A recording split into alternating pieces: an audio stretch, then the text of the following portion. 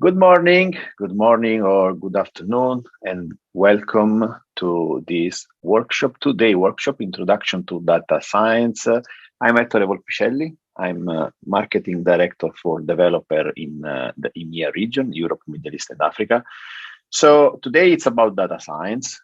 As you can see here, for us, it's on top the resource for machine learning. So that's why we need to discover more and go through this topic that actually it's one of the most relevant trends that we have in the technology space.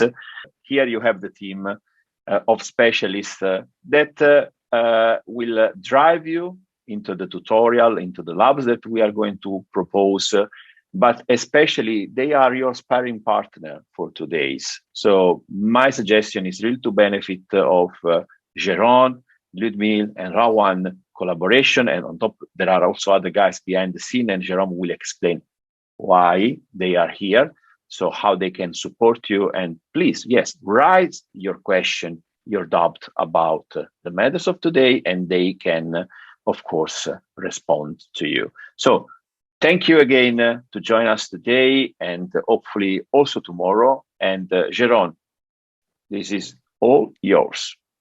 Thank Ciao. you very much, Ettore. Thanks. Ciao.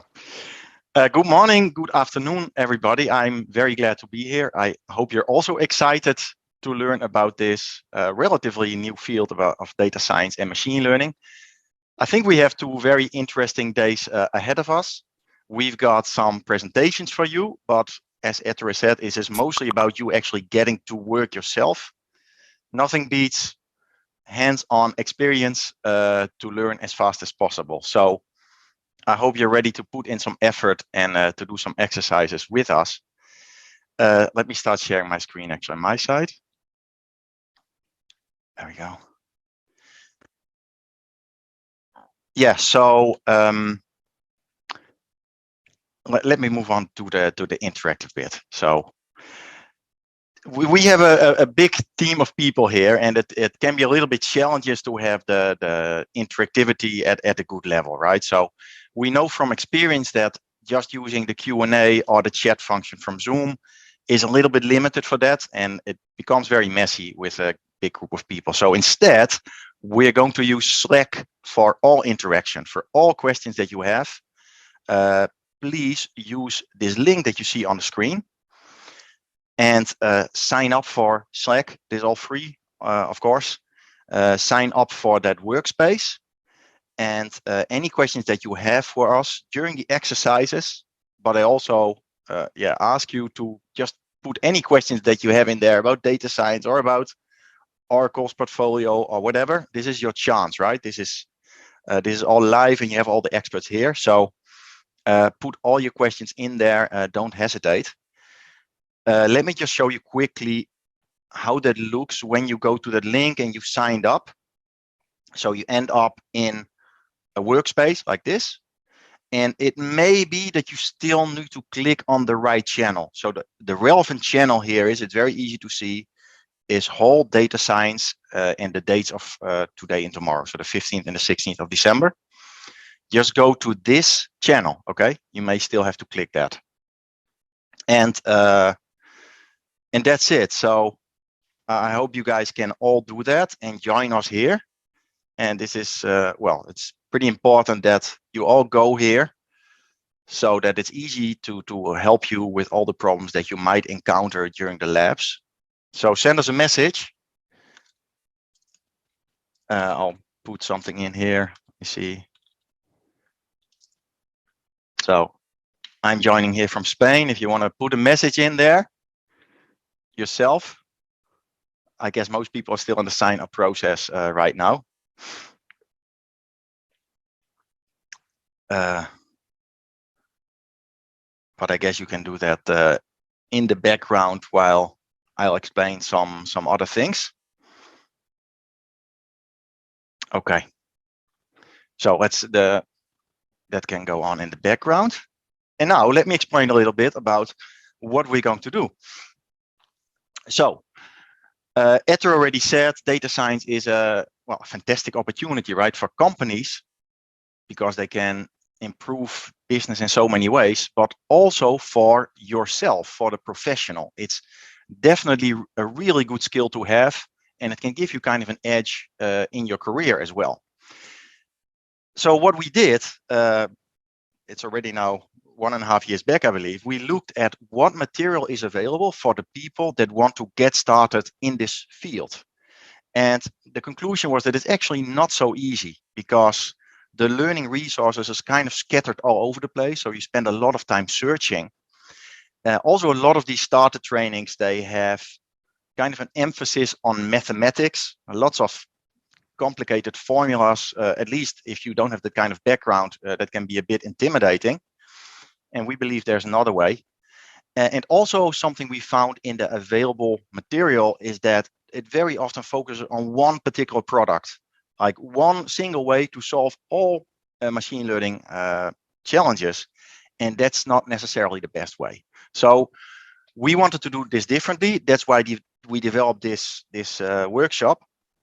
And first of all, we want this to be like a one-stop shop for you, that in a very compact amount of time, really only 8 hours or almost 8 hours, that you find everything there that you need to get started. So machine learning theory, but also some hands-on experience.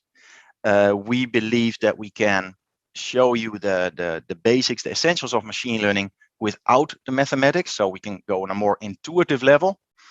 And also our goal is to show you not just one single product, because you'll quickly find that there are, depending on the challenge that you have, that there's actually different approaches to machine learning, and one may fit better than the other one. So by showing you multiple aspects and multiple approaches to machine learning, different products, we hope that you know enough to make the right decision for whatever challenge you have at hand at that time. So target audience here is anybody with technical affinity, really. So we do expect that you have a bit of coding or programming experience. But if you, for example, you come from an application development background, that's perfect, right? Because you can expand your skills and learn machine learning and add predictions to your applications.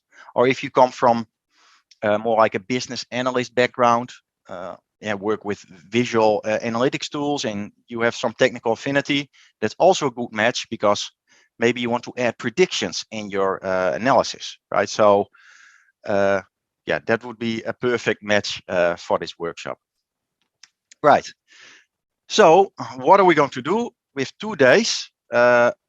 We plan between 3 and 4 hours for each day.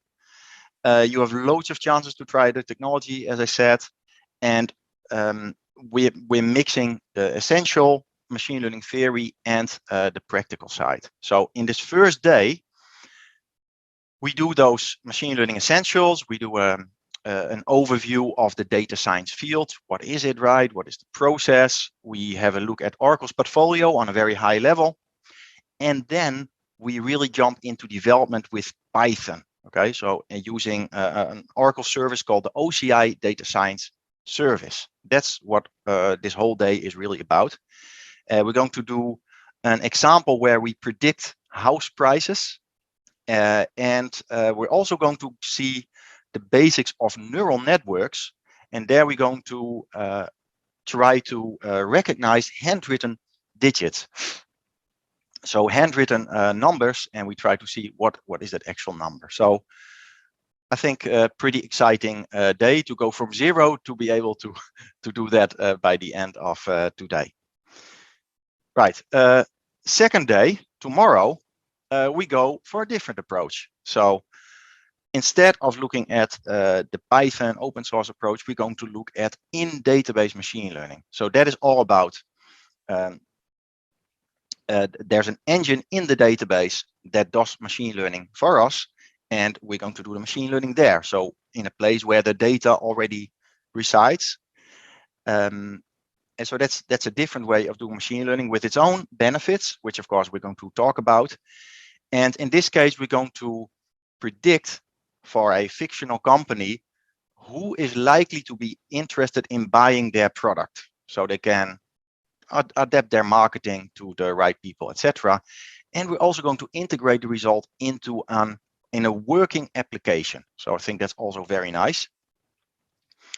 And then the second part of tomorrow is about AI services. So you can build a model from the ground up, or you can actually reuse existing, let's say, best practice models.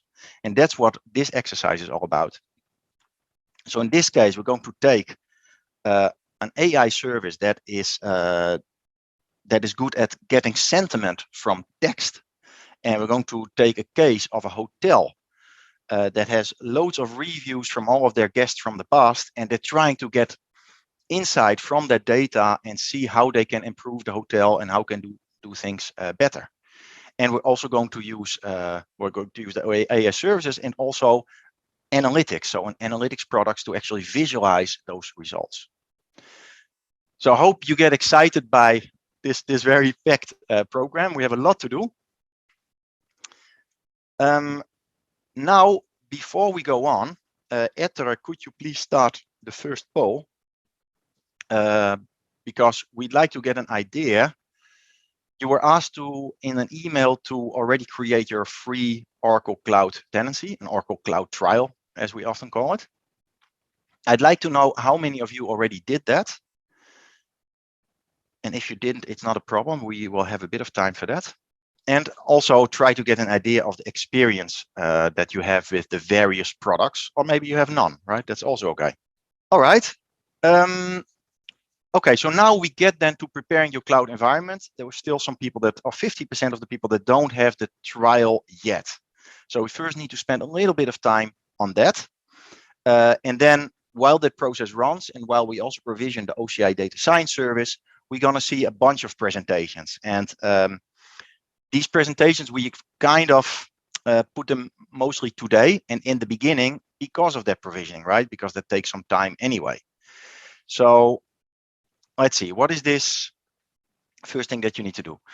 Yeah, to create that cloud trial, all please go to this URL if you haven't done that yet and request that cloud trial. Now, the video that you're about to see explains the whole process. So I think it's pretty straightforward. And I'll be back with you in a couple of minutes after the video. Hi, I'm Victor Martin from Oracle Cloud. I'm going to walk you through the steps to sign up for an Oracle Cloud free tier.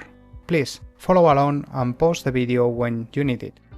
Oracle Cloud free tier gives you a set of always free cloud services. These services will be available forever. 2 autonomous databases, 2 virtual machines, up to 4 ARM processors virtual machines. You will also have a load balancer, block, object, and archive storage, monitoring, and much more. As part of your Oracle Cloud free tier, you will also have a 30-day trial with free credits to use in other services from analytics to Kubernetes. Sounds good, isn't it? Are you signing up for an upcoming workshop with us?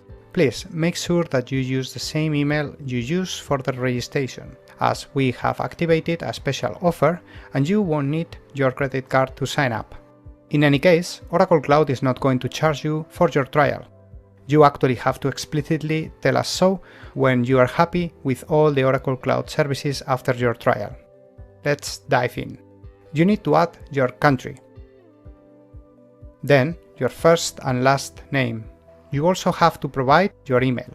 Oracle Cloud has to check you are a human by asking you to resolve an easy challenge. Finally, click Verify my email to move to the next step. If your email has been activated for the offer, you will see the special Oracle offer pop-up window with the type of offer already selected. Then click Select Offer. All the initial information is already in. Now you have to provide a strong password. I use a generated one, but you can select any you like. Just make sure you are in compliance with the strong password pattern. Confirm the password by typing it again. Fill the company name if apply. The cloud account name is essential as it is a unique identifier for your account. Select a name you like that is not taken. The home region is the region where you are more likely to deploy resources. You can deploy to other regions by subscribing to them. However, your free trial only supports one region. Select a region geographically close to you if you are not sure. I'm selecting Frankfurt region. At the bottom, click Continue. Fill the address information with city, postcode, county, and your phone number. Click Continue. The final step is to accept the agreement and click Start My Free Trial. Oracle Cloud starts provisioning your account. This takes on average 1 minute or 2. Then you are going to be redirected to the Oracle Cloud web console. Can you see the message "Your account is currently being set up"? It means that some services will still be unavailable for a few more minutes. Just keep it in mind. After a while, the message saying that your account is being set up will disappear. After a few minutes, you will also receive a Getting Started email and another one when your trial account is fully provisioned. Use the button in the email to sign in whenever you want in the future. You are all set up to enjoy your new Oracle Cloud account. Happy hacking!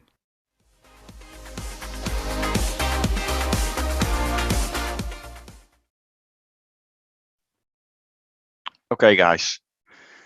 So there is one slight change in the process here, though. I'm not sure if you guys have noticed that already, but so since the video was created, there's been a change. If the moment you enter your email address in this registration process, an email actually will be sent to you, and then you need to continue from that email with the registration process. So just be aware of that. Monitor your email inbox. Okay. Now, for the people, of course, that already have the trial, I'd like to already explain to you how you provision OCI data science, right? That's a little bit tricky, and I'll explain that already. So if you didn't have the trial yet, please also pay attention to this, because you'll get to this step right after that. So first of all of our exercise material is, of course, you can access online. So that's on this URL here on the bottom left. Okay, so you can use that. Please open that, guys. And again, also this on the right hand side, that's the link again that I shared earlier on the Slack channel. So getting help on the Slack channel. Okay, so that's there also for your convenience. So let me just open that that exercise page. So this looks like this. Actually, let me just hide that, zoom out a little bit. This is what you should see, okay, when you open those. When you get here, this is lab 1, okay? So before this is creating your cloud trial, that's kind of before that, and lab 1 is where the actual work starts, where we are now on this page. So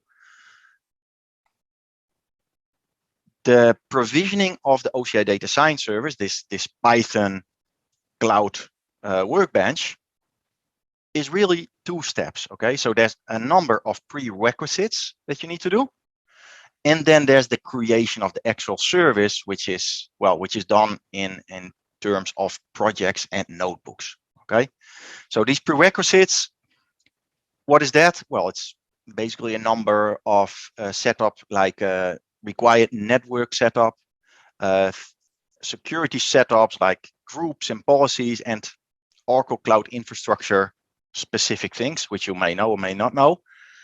And there's a little bit of work in that, and maybe a bit overwhelming if you need to do that for the first time and you don't know OCI. So because of that, we have automated that.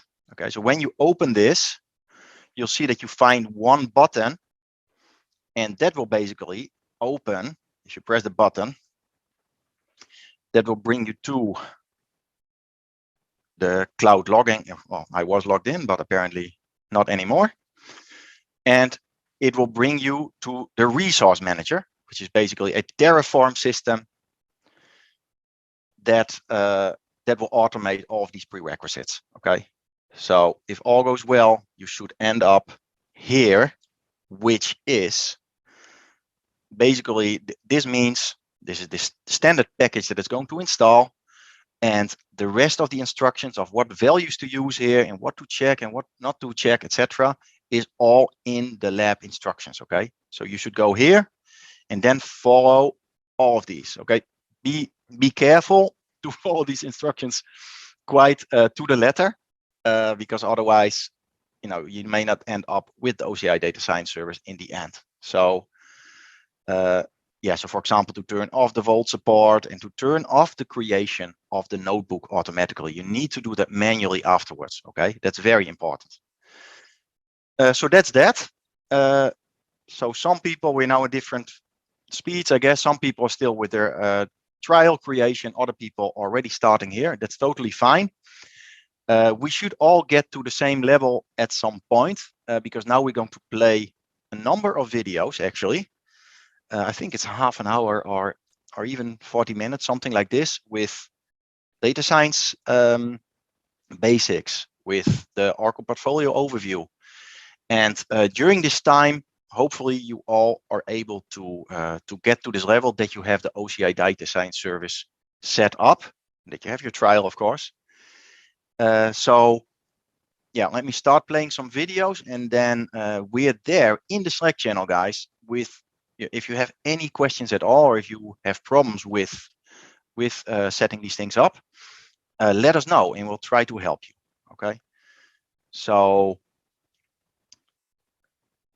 let's see. Let me just show quickly again this URL, and I'm not sure, Ettore, if you have a chance to post this URL in the Slack. You probably already have. Yeah. Okay. All the links are in the Zoom chat. Okay. Okay. So you can check there. I'm posting also on the Slack conversation as well. Okay. Excellent. Okay.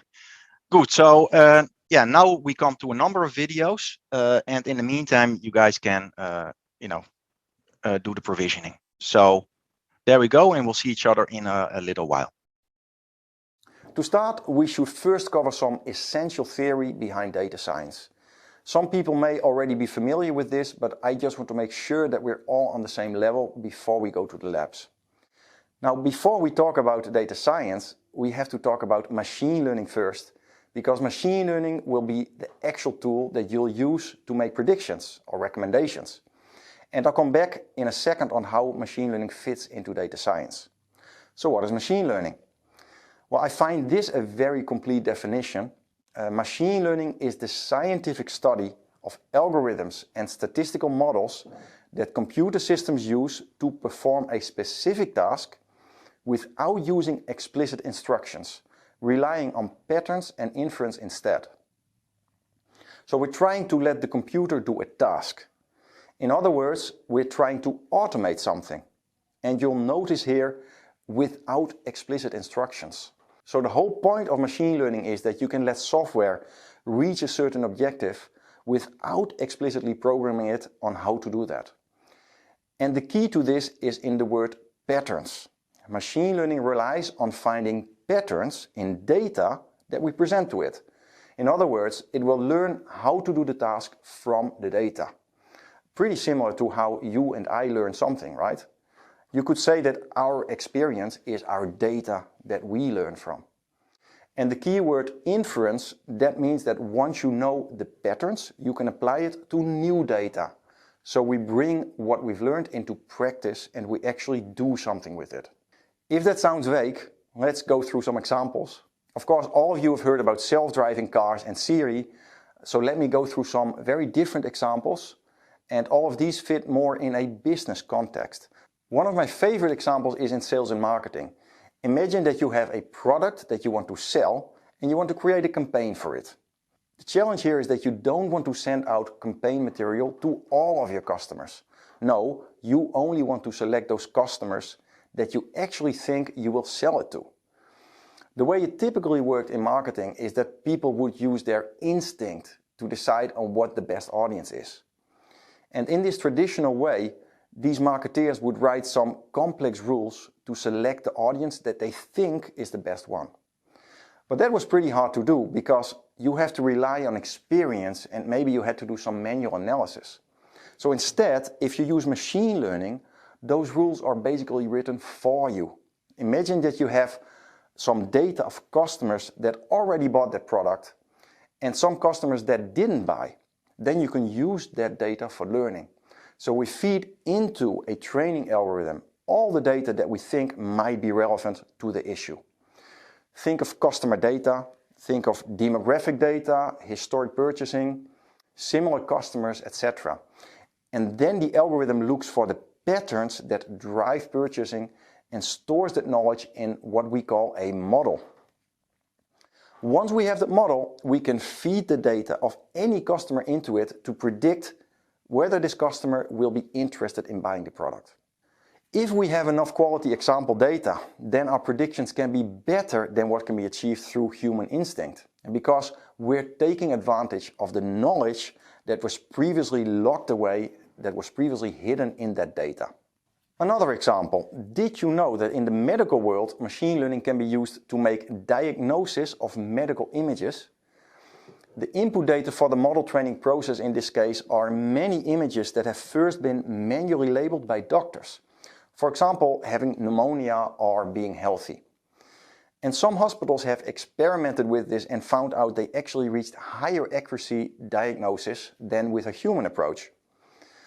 Let's take one more example. Machine learning can also be used for fraud detection.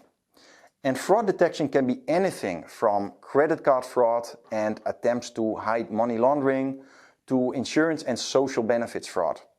And again, here you could do something similar. If you know of some transactions that are definitely fraudulent, then machine learning can find the patterns in the data. But there are also other ways in which machine learning can help here. There's a class of algorithms that help you identify fraud by simply finding those transactions that look different than the rest. And we call that anomaly detection. And then there's yet another technique for this fraud detection that focuses on the network of transactions that sometimes exist in a web of bank accounts and all the activity between them. We'll come to that technique later when we discuss graph databases and its relationship with machine learning. So what is that model that we're talking about? Well, the easiest way to think about it is as a mathematical function. Imagine that we're trying to predict the price that a house will sell for when we just know its size. You know now that machine learning learns from existing data. So let's plot the historical data that we have on house sales. And on the vertical axis here you see the house price, and on the horizontal axis the house size. Training a model is all about fitting a formula that best represents the pattern in the data. And in this case, the linear regression algorithm, which by the way we're going to use in our first lab, the linear regression algorithm will try to fit a linear function or a straight line to the data. The equation for this line in this case is basically our model. So if you remember well from high school, the formula for a linear function is fx is ax plus b, with the result fx being the target value, the house price in this case, and x being our input feature, the house size. Training using the linear regression algorithm is all about finding best values for a and b. So let's pretend we have obtained those values for a and b. So we've basically trained our very simple model. We can now go to the prediction phase. And let's say we have a house that's 200 square meters and we want to know its expected sales price. Now our function now tells us that the house will be around 400,000. So you see how a model generalizes from example data and is then able to predict values for new data.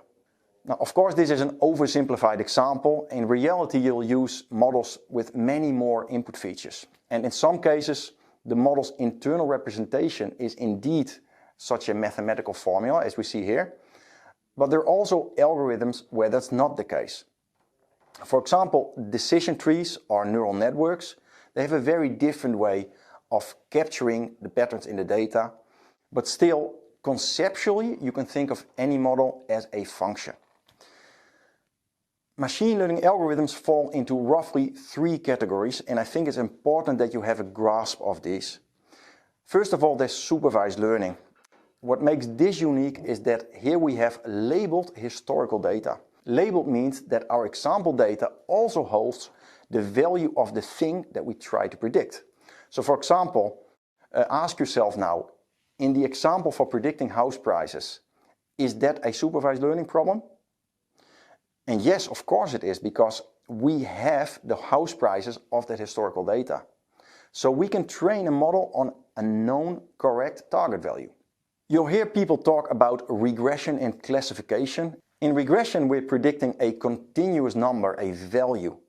So indeed, our house price prediction is an example of that. On the other hand, sometimes we want to predict a class or a category. For example, we want to predict whether a customer will churn, yes or no. This is an example of classification. So in the case of classification, we are also creating a function, but in this case, the function will find the borderline between the classes and the line that best separates the different classes from each other. Now you'll gain some experience on classification in the lab on in-database machine learning. Unsupervised learning is different because there we don't have a label. We don't have desired expected output data. So we cannot follow a training approach as we did with supervised learning. Instead, what we do is just give the algorithm a set of input data, and we basically ask it to find the hidden patterns in this data. The most common example of this is clustering. For example, take a list of customers and separate them into two groups. In this case, it's up to the algorithm to find which customers are most alike, looking at all of their attributes. You can also use this technique to find anomalies in data. For example, for that fraud detection that I mentioned earlier. Reinforcement learning is entirely different. Here, think for example about how you would teach a dog a trick. With a dog, you would basically wait until it does something that's similar to what you want, and then you give it a reward. And the idea is that over time, the dog will adapt its neural network or its function to reach the goal that you want. We can use this same mechanism to teach a robot, for example, to pick up something on a factory line. Initially, this robot will have a model that lets it move rather randomly. But if it happens to get a bit closer to the goal that we've set, it will get a kind of reward by the system. And when that happens, the machine learning model of the robot will change its weights. And in the end, we will have a robot that reaches its goal without us having to tell it how to do that. Now we know what machine learning is, let's see how it fits into the other important concepts. You have to see artificial intelligence as the overarching concept that includes the machine learning capabilities of today, but also things that are not necessarily possible yet. That's why I'm always very careful in using the term AI, because a so-called general AI, where one algorithm or agent would be able to handle any problem, that simply doesn't exist yet. What we do have today is what's called narrow AI, and that's essentially machine learning. And this is what you're going to learn about. In machine learning, we train models that can perform one particular task. So I can train a model to find fraudulent transactions, but I cannot use that same model for a self-driving car. Within machine learning, there's a subfield called deep learning, and this is all about using neural networks, which are based on how the biological brain works. If these networks have many layers, we call it deep learning. And these type of networks have demonstrated the ability to solve many problems that we couldn't solve before with the traditional machine learning algorithms. Generally speaking, problems that involve image or audio or video are often addressed with deep learning. And for example, think about image and voice recognition. And data science, and now I'm talking about the concept of data science and not the Oracle service with the same name. Data science is the field, the study, the process of using machine learning and deep learning and implementing actual cases. So there's a process behind making machine learning work for us, and there's a lot more to data science than just building a model, as we're going to see in just a minute. So what are the languages that you should know to do machine learning today? Now here's an overview of the languages that data scientists mostly work with. And at the top of it is Python and the popular machine learning libraries that have been developed for it. You might have heard of scikit-learn, of TensorFlow and of Keras, and these are very well-known machine learning libraries for Python. There's an enormous community of end users for these libraries, and the development in this open source community also goes very quick. R is still popular as well, but it's giving away terrain to Python, and SQL is also a skill that many data scientists have. In business situations, the source data that they work with often comes from databases, And SQL can also be used to perform data exploration and data preparation as well, as we'll see later on. Now you may think, okay, let me take some data and just train a model on it. Well, it's not exactly that easy. There's a process behind data science, and building a model is just one of the steps, as I mentioned. Because before you can build your model, there are various steps around data access and getting the data ready for training. Machine learning is all about data, so the success of any initiative will largely depend on the availability of the right data sources. So we will want to first identify which data sources in an enterprise are relevant, and then those data sources are consolidated in one single place for our data scientists to access it and to experiment with it. A big part of the data scientist's job is to explore and to massage the data in such a way that it's optimized to do model training. And let's say we've done that and we've trained and evaluated and selected our model as well. Then comes maybe the most important of all, bringing a model into production. Machine learning almost always leads to predictions or recommendations that are actionable. So our goal must always be to productionize our models, to make the models part of applications or part of business processes. For example, if your model predicts which customers are going to churn, then why not use that knowledge in a CRM application or automatically send out a mail merge? So another takeaway here is that an important part of data science is bringing those models into production and also managing these models once they are in production, continuously evaluating their performance. Building machine learning is not a waterfall approach. It's more about experimenting and adapting continuously. In advance, you do not know exactly which data configuration will give the best results. You may not know in advance which algorithm is the best. In fact, you don't know whether your result will be good enough at all to solve the business problem. So often you'll have to hop back in this process to change the data, to change the algorithm, etc. It's not like you're building an application where you're pretty sure that you'll be able to complete the task. So that's really what I mean with experimentation. And as mentioned, in this workshop, you'll experience what it is to work on most of the steps in this life cycle. To conclude all of this, let me highlight some of the typical difficulties that companies run into with their data science initiatives. We see a lot of initiatives starting out small, where data scientists start building models on their local machines, on their laptops. And although that may work okay for a while, people quickly run into some limits. First of all, it's difficult to locate that so important data that they need for training. It's also not uncommon that people have copies of sensitive data on local systems that are impossible to govern. And it's not easy to cooperate with fellow data scientists from these isolated local environments.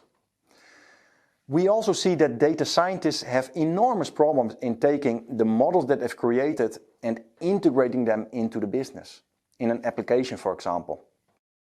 So imagine, there you are as a data scientist doing groundbreaking work, but nobody is able to see the results of it. At this point, I think it helps to make the comparison with application development, because application development is a very mature discipline where developers are used to collaboration and a streamlined DevOps process. And the field of data science is much younger, and you notice that data scientists are not yet used to working in a more organized model. It's Oracle's goal to change this and create a streamlined process. Collaboration between data scientists and other stakeholders, and easy access to all the resources that are needed in the process, be it databases, data lakes, compute power, etc.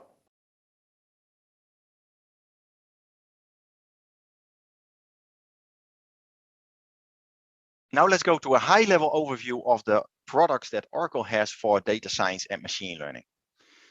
First of all, in this workshop, we're focusing on custom development of machine learning models. In many cases, models need to be developed specifically for your situation.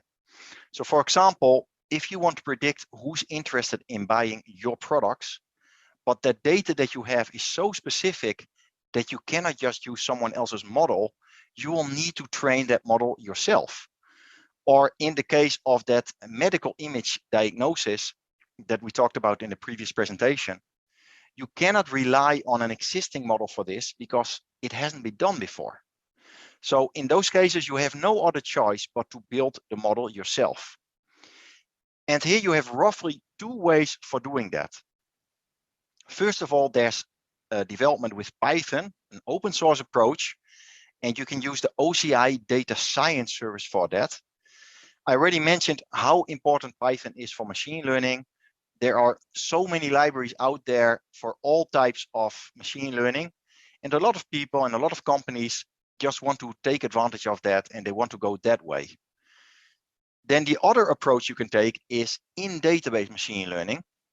And this is an approach where you have an engine in the database that does the machine learning for you. So that basically brings the machine learning to where the data very often already resides in the database. And that has some specific, some unique benefits, which we'll talk about as well later on. Now, in this workshop, you will have a chance to work with both of these approaches. We have an exercise for each of them. And of course, we'll talk in a bit more detail about each of these approaches before we go into those exercises. Now, above that, we see a layer called the AI services. There are a lot of machine learning challenges that are actually the same all the time, or that are very similar all the time. And because of that, they can actually be packaged up and reused. The interesting thing about having pre-built packaged up machine learning models is that they basically become very simple to use. They just become APIs, just like anything else, just like any other API that you can call. And then it's simply a matter about calling this thing with the right parameters, only of course with the difference that inside of that API, the implementation is a machine learning model. So for example, there's an AI service to work with text. It lets you extract things like sentiment and keywords from written text. And that's done with the language AI service. The point here is that you don't have to train a language machine learning model or natural language processing model yourself. You can just reuse that simple API. And the same thing for images. It's pretty common. It's a pretty common requirement to be able to recognize objects in images or to count objects in images. So here again, instead of you having to build a machine learning model for those image tasks yourself, you can simply leverage the Vision AI service, basically an API that again hides all that complexity for you in that process. And like that, there are other AI services for anomaly detection, for forecasting. And with these, you don't have to be a data scientist, right? You can just call those APIs for those pre-packaged machine learning models.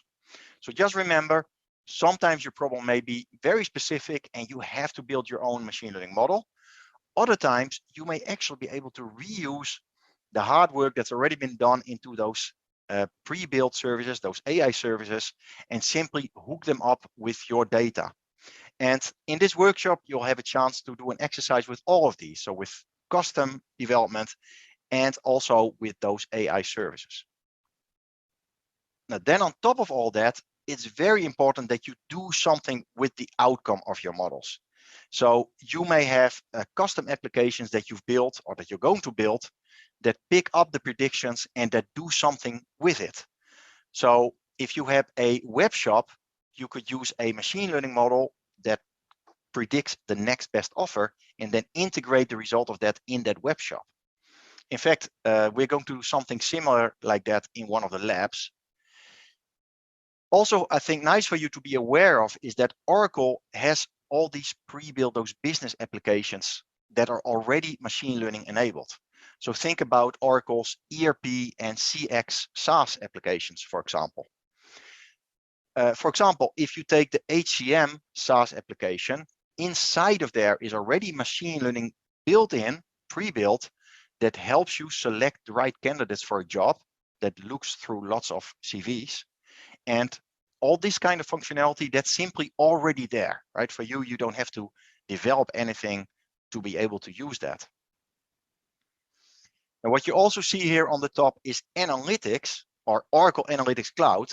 So now I'm talking about, of course, this ability of visualizing data, creating nice looking charts, playing around with data, and just generally getting insight from data.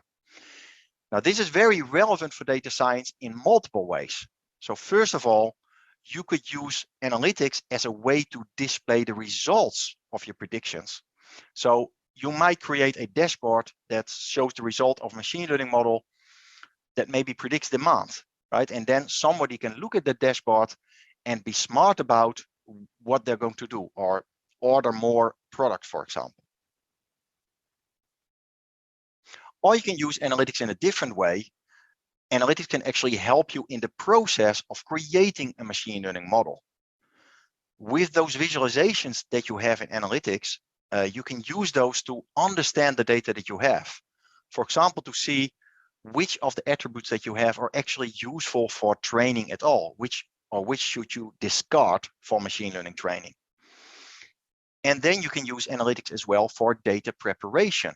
And after that, hand over to the actual machine learning process. So it can play multiple roles in the whole data science area. And here's another way of looking at this data platform, not just looking here at the services that do the actual machine learning, but also those products or those services that are indirectly relevant for the whole data science process. Of course, everything is about data. So what are those products or those services that are important to manage the data? Now, first of all, the autonomous database. That's a database that basically automates all of the management that is normally involved in databases. So think about patching, tuning, scaling. All of these things are done automatically for you, which means that you can focus on the machine learning challenge. Then object storage, you can use that for all kind of additional data that you may have. That's maybe not yet a good fit for the database. Unstructured data, that example that we talked about medical images, that would be a great candidate for object storage. The data catalog service, that allows you to create a central index of all your data sources. So whether your data is stored in databases or in object storage, with this service, you're able to find the data and you're able to catalog what data is where in a company. And that means that a data scientist can very easily identify the right data and understand what the data means, so they don't have to lose a lot of time in that process. And then there are a number of services related to data integration. Of course, first you have to pull in the data that you want to train on. And you can do this in this platform in a variety of ways. You can do streaming data, you can do batch integration, you can do near real-time data replication. So all kinds of ways of bringing in that data. So all these things together, they make up the data platform. And the idea is that not only do you get all the possibilities you need for building and for deploying machine learning models, or to consume those ready to be used packaged AI services, you also have everything here to manage that data, that all important data for data science. You can use this platform to ingest data, to store data, to index it, and to generally manage that data, which is of course the essential component for data science.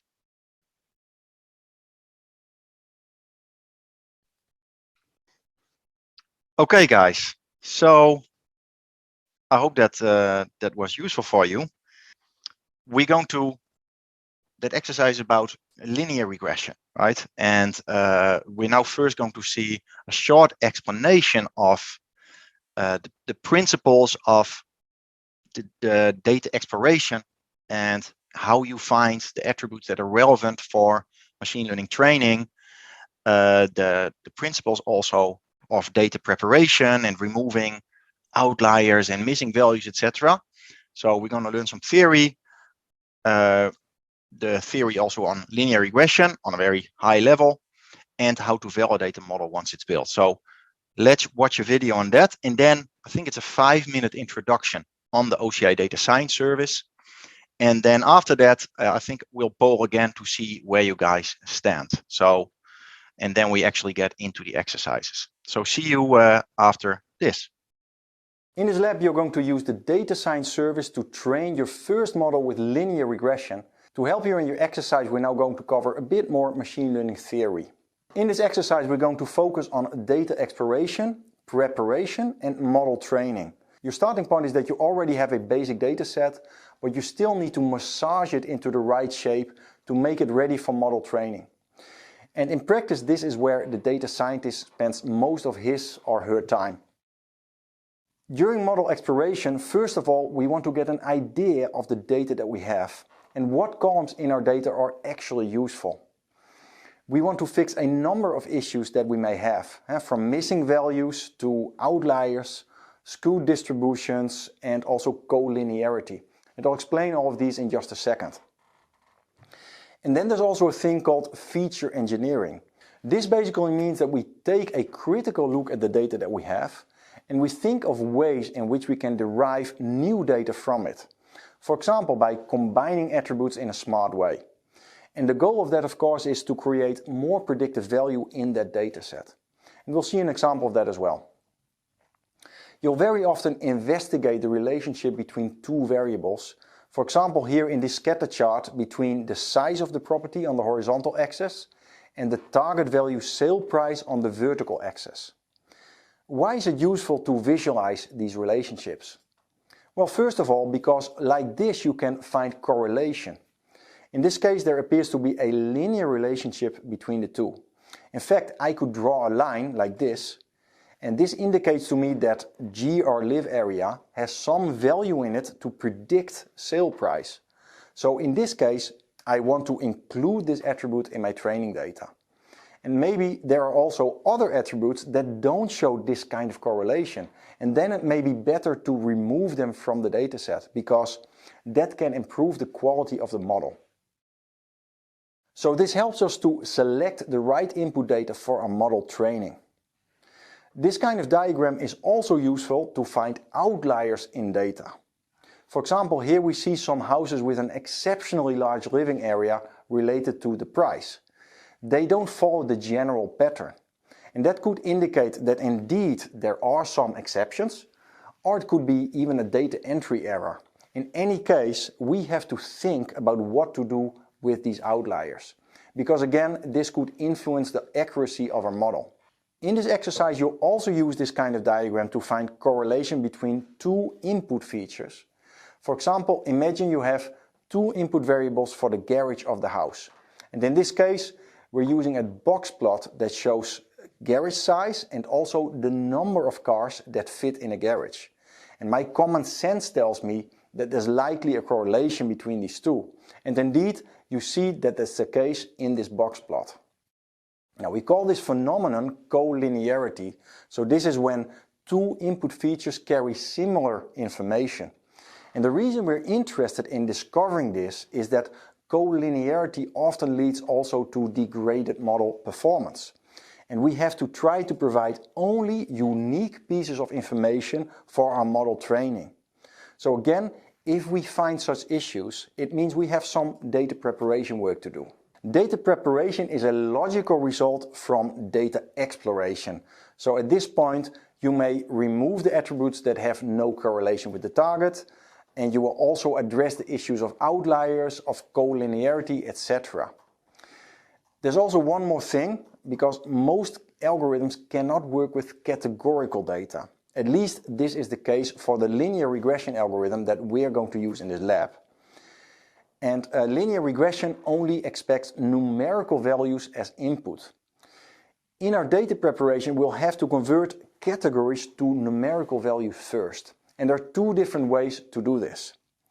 First of all, with label encoding, all the possible values in the category are translated to one single number, to one new single numerical column. This is a suitable approach if one categorical value is somehow more or less than another categorical value, so that you can distinguish a sequence or an order between these values. For example, never having breakfast equals 0, sometimes having breakfast equals a 1, and always having breakfast equals a 3.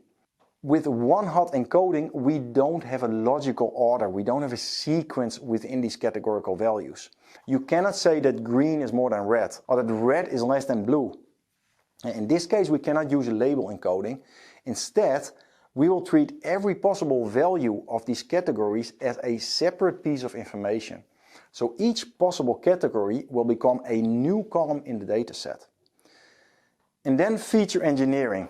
As I mentioned, the idea here is that you calculate or derive new attributes from the original dataset. And you do that in such a way that the new attributes have additional predictive value. And as an example, in this exercise, we'll look at those garage attributes with collinearity. And we'll convert those two attributes into one single combined feature that has a higher predictive value than the two original attributes on their own. So let's say you've prepared your data. Next, what is the theory that you need to know about building, about training models? Well, before we can do that, we will have to split the dataset in a part for training and a part for testing. And the reason we do that is that we want to validate how well our model is performing. This is the role of the test dataset, and it's important that the validation takes place on data that has not been seen by the algorithm during the model training. Because we don't want this model to memorize what the correct answers are. So in other words, by holding out a test set, we will be able to verify that the model generalizes well also for unseen data. So here's the process. First, we train the model on the train portion of the dataset. And secondly, we validate the model by letting it predict the target values on the test portion of the dataset. And once we've done that, we can verify the accuracy by comparing the predicted values to the actual target values. Because remember, this is a supervised learning approach. So we have those actual target values. And in this case, we can compare the predicted house prices against the actual historical house prices of our dataset. Once we've done this, how do we validate the accuracy? Well, one way to do that is again a visualization. So if we take the test set and we plot the actual house prices against the predicted house prices, this gives us an intuitive idea about the accuracy of the model. If the model were perfect, we should theoretically see a straight line without any points outside of the line. But how can we express the accuracy in a numerical way? Here we see our historical house prices again and the function of the model that we've trained. You could say that the error of the model is the distance for each point between predicted and the actual value. So the actual value being the point and the predicted value being the line. The measure RMSE is a common way to calculate the error, and this represents the error of the model in one single number. And in the exercise, you'll use a function in the scikit-learn library to calculate this RMSE. This should give you enough background to do the exercise. Good luck. Now, one last short video about OCI data science. Then we're going to get to the exercise and I'm going to see where everybody stands with another poll. So I'll see you in about, I think, 5 minutes. In this lab, you're going to use the OCI data science service. And I already mentioned this is all about development with Python. There's an enormous community behind machine learning with Python, and the development in this area is going very, very fast. Now, having OCI data science running on the OCI platform means, first of all, that you get access to all the resources of that platform. So if your model requires lots of computing power, you can easily get your hands on that. And it's also easy to get secure access to that data, for example, from Autonomous Data Warehouse or object storage. As you now know, machine learning is not just about training the model. It's also about data exploration, about preparation, about how you manage the deployment of your data. So the idea behind the OCI Data Science service is to make your life as easy as possible in this whole life cycle. The work in OCI Data Science is done in a notebook that looks like this. And it allows you to mix code with textual explanations, with charts. And that's really useful because that way you can document the work that you're doing. So you can make clear to your colleagues what the goal is of your notebook, why you're creating certain sections of code. And some people, because of that, even call this a living research paper. So I think that's a nice term to use. Now, apart from the notebook experience, in the exercise, you're going to see a number of features of the OCI Data Science service that are unique, which I'd like to talk about a little bit. So one of them is the Accelerated Data Science SDK, also called ADS. And that's really a Python library that ships with OCI Data Science. And it's nowadays actually also available outside of the service. And in this library, you have loads of functionality, again, to help you through the machine learning lifecycle. So for example, ADS lets you get easy access to all kinds of different data types and data sources. ADS helps you with profiling your data. It helps you with deploying your model. So all these things throughout the life cycle. It's not that you couldn't do those things yourself with, let's say, more vanilla or standard Python code, but with this SDK, you can achieve these pretty common machine learning tasks with much less code. So you definitely get a faster development. You get this productivity booster. Now, you're also going to see AutoML in action in the labs. And this also comes from a Python API. That's another Python API that comes with the service. And that goes a step further. So this will actually automate parts of the data science process. So for example, AutoML can automatically choose which features, which attributes to use for training and which ones to set aside or to leave aside. For the training, it can try out different algorithms automatically, choose the best one automatically. So AutoML can really speed up the whole process. That, of course, doesn't mean this is a magic bullet. It doesn't mean that you can automate everything in the data science work. There's still a lot of decisions to be made. You still need your business knowledge. You still need to understand the data to be able to make a well-functioning model. But it's definitely a productivity booster. Another thing you'll see in action is the model catalog. And the model catalog allows you to track which version of a model is in production. So you can see exactly what data was used to train it and what code was used to train a model. And that can be very useful when you try to understand a model that's in production and it's not behaving as you would expect. Well, then you can go back and you can see exactly how was it trained, what data did they use, and you can use that for debugging. Another important feature is jobs. You're not going to see that in action in this workshop, but it's still something important to be mentioned. With this, you can package up machine learning or data science tasks and run them independently of your notebook. So not everything needs to happen inside of a notebook. And that can be useful for anything that you want to be able to automate. Think about automatic data preparation or model training. Or maybe you want to retrain your model when you get fresh data. I hope this helps you in the lab that you're about to embark on. So good luck. Okay, guys. So yeah, we're about to go into the first exercise. So now I'd like to move on to the first actual exercise. We're going to actually get to work. So let me just quickly skip to the relevant slide here.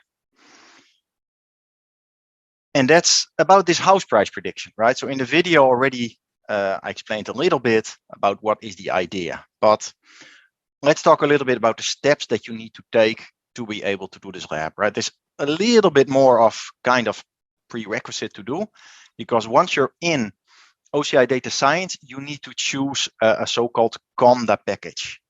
And what is that? Well, Python has a bunch of, or many different libraries for machine learning, and it can actually get quite complicated to get the right versions of all those libraries to work together, right? So that's why OCI Data Science, the service, comes with collections of these libraries, which we call Conda environments. And it's just like a virtual environment in which these libraries are certain to work together and have been tested together for particular objectives, right? So the first thing is to choose that Conda library, and that's all explained how you do that. Then we get to the actual data exploration, like I just explained in the video. So you're going to try to find out of all these attributes that you have of houses, which are the ones that are relevant, right? Or which ones are not relevant and you should not use for training. You're going to have a look at where there's missing data. And yeah, you're also going to look at that skewed data that I explained in the video. So that's the data exploration. Out of that come certain conclusions, and then you're going to modify the data, right? You're going to do the data preparation, which is just a logical result of the data exploration. And then finally, you're going to train the model, okay? So again, the lab instructions, you know now where to find them. And let me just quickly go to them. Yeah, so we're now actually in here, right? In lab 2. So this is that content package that I was talking about in the rest of those steps, the exploration, preparation, etc. So that's it. This is kind of a big exercise. So I think we'll come back to you in about 30 minutes on video, or unless there's like any central things that I need to address. But this is quite a bit of work, okay? So good luck with this. And yeah, keep in touch in Slack, I would say, and we're there to help. Okay. Thank you.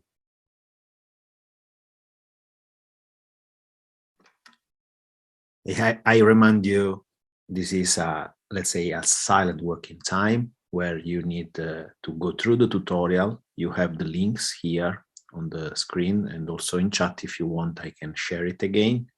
So follow the tutorials indication. And if you need, our experts are waiting for you on our Slack channel, the dedicated one. So the conversation is there. Thank you. Okay, some people already working ahead very well. So I just like to take a minute to explain the next exercise, which is basically, well, a logical extension of what you've done already. So in the next exercise, you're going to take the model that you're building here, so the house price prediction model, and our goal is to deploy it, so to make it ready for any application or process to call it. And basically that has 2 steps, okay? So remember that model catalog that I talked about in the presentation. The first step is to store that model that you have in that catalog. So basically there, all the data and all the code for that model are stored there, which is also always something you can go back to, right? For debugging, for example. This is like your version management of your model. This is your code. And once you have it there in the model catalog, from there you can deploy it, okay? And then it actually becomes something that runs on a compute shape in runtime, right? And the applications can call it. So those are the next 2 steps for the people that are already a bit ahead and that are working on this already. So yeah, I'm going to give it 10 minutes now or so. I know this is all a big exercise. And then we'll do a poll to see where people stand more or less. And depending on that, we'll start demonstrating some things and going through the exercise. Okay. Thank you.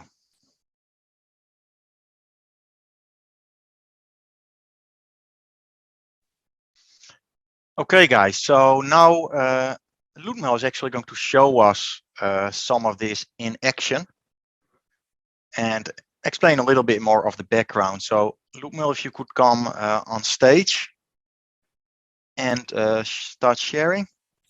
Thank you. Hi there. So, hi everyone. Let me share my screen. So I'm going to walk you through the notebook. By the way, you can download the notebook also from the lab if you haven't been able to finish it. And I want to explain very quickly what's happening actually here. And this is a very, very traditional data science work. You probably will notice that the training of the linear regression algorithm is just a very small piece of the work you had to do. Most of the work was spent on looking into the data, and that's the most complex part when you work with a data science. You have to know the data, you have to have the domain knowledge. It's also very, in this case here is even more simplified in a real use case, in a real world use case. You have to be aware also of biases. You have to know how the data was collected. Very common problem, for example, is confirmation bias, where data was collected but only a specific age group or only a specific set of people or a specific set of houses. So all of this is something that it's a work that it's required to be done in advance so that you make sure that there is no bias in the data before you start work with it. In our case here, we simplify this a little bit and we're just going look into the data itself, and we try to understand if we can get some knowledge from the data that would help us to prepare the data in a way that we can build model that predicts the house prices very well for us. We are using just a standard libraries, as you can see in this notebook. In the next set, I'm going to show you, for example, how to use Oracle AutoML to do the same work in way more simplified manner. So here in the first part, I'm just importing the libraries that I'm going to need. You don't have to import everything in the first cell. You can also import a little bit later when you need it, just for the case of simplicity here. Then I'm using the Panda library to load the data. In our case, this is of course simple because the data is not that big. In cases where you have a very big data set, you have to be careful about how much memory you have from the machine, because what's happening on this line is basically loading the data in the data frame and stores it in the memory of the machine that we use for this notebook. If you have a very big data that it's even terabytes big, just as advice, what the data scientists are doing there, because usually there is no machine that has that much memory to be able to work with, they're doing subsampling. Probably you heard about that, where you try to sample a data set, representative data set of the big one, so that you can start work and see if you can find a way that helps you to manipulate the data or to prepare the data in a way that it's useful for the algorithm. So here in the first one, we just look in the shape of the data. So 81 is the number of features. So every column, like size of the house or number of rooms or location, every database column is basically what the data scientists are calling feature. So we have 1,460 rows and we have 81 features. So the data set is not big, but there are a lot of features in the data set. So we look also into the sales price. Sell price is our target value. This is what we're going to use to train the algorithm. And so as you can see, linear regression is a supervised machine learning algorithm, which means that we have a data set and we have in the data set the value of the house. So we know how much the house cost, and we're going to use this sale price with the number of features to train the model to try to predict houses that the model haven't seen before. Very important when you do this type of work is you would like to look into your target feature, which is the sale price, if there are empty values. If there are rows that doesn't contain sale price, then you want to remove them as there are no value during the building of the model. So in my case, everything is fine. Next thing that I'm looking here, specifically in that case, very important, is to look into the minimum and min-max sell price. So this helps you to understand what is the range between the smallest price and the highest price. And this range is very important later for normalizing the data. If the range is very big, it makes it harder for the algorithm to learn, specifically for linear regression. And there is a technique of how to fix that problem, which I'll show you a little bit later. This one here is just to print all columns. So remember, when data scientists or AI guys talk about features, basically every column name here is a feature.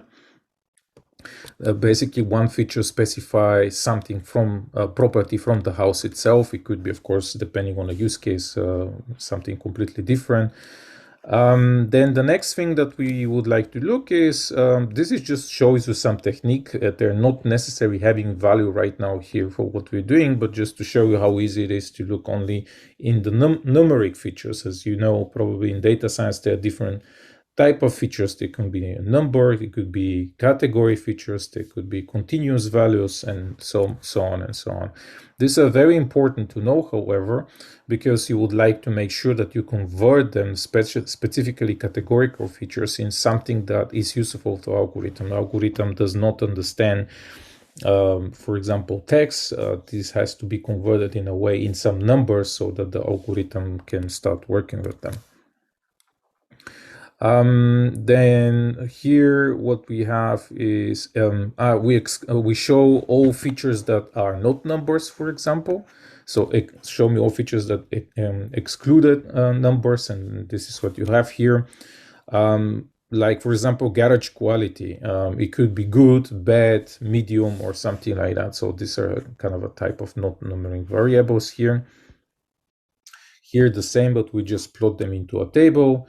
And so there is, by the way, a file here. I see that it also provides you explanation about every feature. This is a very common when you work on a data science problem, that you're not only getting the data, but you have also file that explains, okay, this feature has these values and they're qualifying specific properties. For example, of the house. So the next one the data scientists would like to do is to plot the values. Plot values is kind of to be able to give you some sense or some intuition about specific value, let's say the grid living area, against the target price, the target value, which is sell price in our case. Why is this useful? Is sometimes it's helpful to visually detect outliers. So you can see here in the grid living area that we have, we can see the linear kind of a regression already here. You can see that the higher the grid living area of the house, the higher the price. Of course, there are some exceptions here below and a little bit something here, but we see also two outliers here on the right side, where the house has a really very big square footage, but it's still not that expensive. And of course, the easiest that you can do in this case is just to remove these two outliers and work with the rest. Of course, this sample is very small, so that's then we have just two values. In the real world, however, what you would like to do is to investigate such outliers and understand, okay, are these really outliers, or maybe this is the case because the house is in neighborhood that it's not expensive or people don't like to live there. So it's very important to have a little bit more background and domain knowledge of what's happening there. The same here with the total basement square feet. You can see here we have outlier as well. And then here is a different representation of overall quality to the sales price, or year built to the sale price. This also, it's important sometimes to understand, okay, does this feature has any predictive value? Do I see that, okay, the newer the high is, the higher the price? And we can see here, well, it's still important, but you would expect that the newer the house, the way more higher the price is going to be. But we can see here that the range is actually very big. There are houses that are new and not that expensive, and then again there are houses that are new and are way more expensive. So it's only looking into one feature. It's not necessarily always helpful, maybe because the year built is okay, but the house now is in area that or neighborhood that the houses for some reason are not that valuable anymore. This is another way for plotting. This is for plotting categorical features, for example, and correlation to the categorical features to the sales price. And notice also very important in the data science world, and I think we're not discussing this in a notebook, it just gets a little bit more complex, but correlation is not necessary causation. It's very often it can happen that you see data is correlating, but you have to analyze why is it correlating. Doesn't necessarily mean that because the data are in correlation that I have also causation here. So in this case, for example, we have here, we're plotting this MS zoning, and the MS zoning is actually a categorical feature where we have agriculture, commercial, residential, high density areas, etc. And then this plot basically gives us some understanding about, okay, depending on what the zoning is, what is the price range. And what you will see here is, for example, that in this area we have a very big price range, but the most of the house prices are here between, I don't know, 140 until 220,000, for example. But we have also a lot of outliers here. So this could give you some clue of more complex data manipulation, or maybe splitting the data set to houses that are from this area and they're more expensive, and then houses from other areas. So you can build several models. It doesn't have to be only one model. And these models can, for example, be for specific regions. So imagine that you build a model only for specific neighborhood, because for some reason the houses there, the market is, dynamics of the market there is completely different than another neighborhood from the same city. And of course, you don't want to distort the data. Here is another plotting, which is a little bit more. Let me plot this very quickly. So these are the different type of neighborhoods, and against the sales price. Now, something that you could do is imagine that you have a very big data set. Our data set is not that big, but you see these outliers here. So you can think about eventually remove these outliers. But again, and as you can see how complex everything in data science could get, is to think also, okay, are these outliers, or is there a trend here? Do we see a trend in that neighborhood that we see that there are outliers, they're not that much, but is this trend, let's say in the last 6 months, that the houses are getting more and more expensive there? So if there is a trend, then maybe it's not a good idea to remove these outliers here. So it's a lot to think about. It's not always that trivial. So another thing that you could do here is to look the correlation between the features and the target price. Now, usually this is used for to understand how much a feature has a predictable value. And the more lower the number we go, so let's say this, which are here minus, minus, minus, basically what this tells you is that these features, at least from mathematical perspective, this feature does not have predictive value. Now, this is kind of a mathematical approach to do this, and it's not necessarily always good approach. So it's good to give you some orientation, but what data scientists will do in that case is he will see this and he will still build a model with all features first, or most of the features here, and then he is going to start removing features and retrain the models to see if there is any difference. Because let's say that overall condition, as you can see here, it tells you that it doesn't have any predictive value, but could be also completely misguiding. This is just a mathematical method to calculate based on a data set. But you can think about that the overall condition of the house, it's not really unlikely to have some predictive value. If the house is in great condition, it's very likely that the house is more expensive. So removing this value based only on this analysis, it's not always necessarily a good way to approach the problem. So we would like to probably go and start using this value and then remove the value and see how the model performs after that, and if this is really the case or not. Something that you'll notice here is the ID. So usually ID is going to be removed. The ID is just the number of the row from the database, and of course this doesn't have any predictive value. This is going to be even removed before we build the model. We have some explanations here for you in the text as well. Now, the next thing is sorting the features by and seeing how many of them have any new values inside. So this is actually a nice way to see if there is a feature that is there, but for some reason there's so many empty values. So let's say here poor quality. If you remember, we had 1,460 rows in this data set, and from them 1,453 does not have any value. Now, this is just to give you orientation, and here is very important to have some domain knowledge as well when you try to do data science on a specific problem. Poor quality will be definitely very important in areas where let's say you are in California and there are houses that have a pool, and they're definitely going to be more expensive, but then also the quality level of the pool will bring more to the price.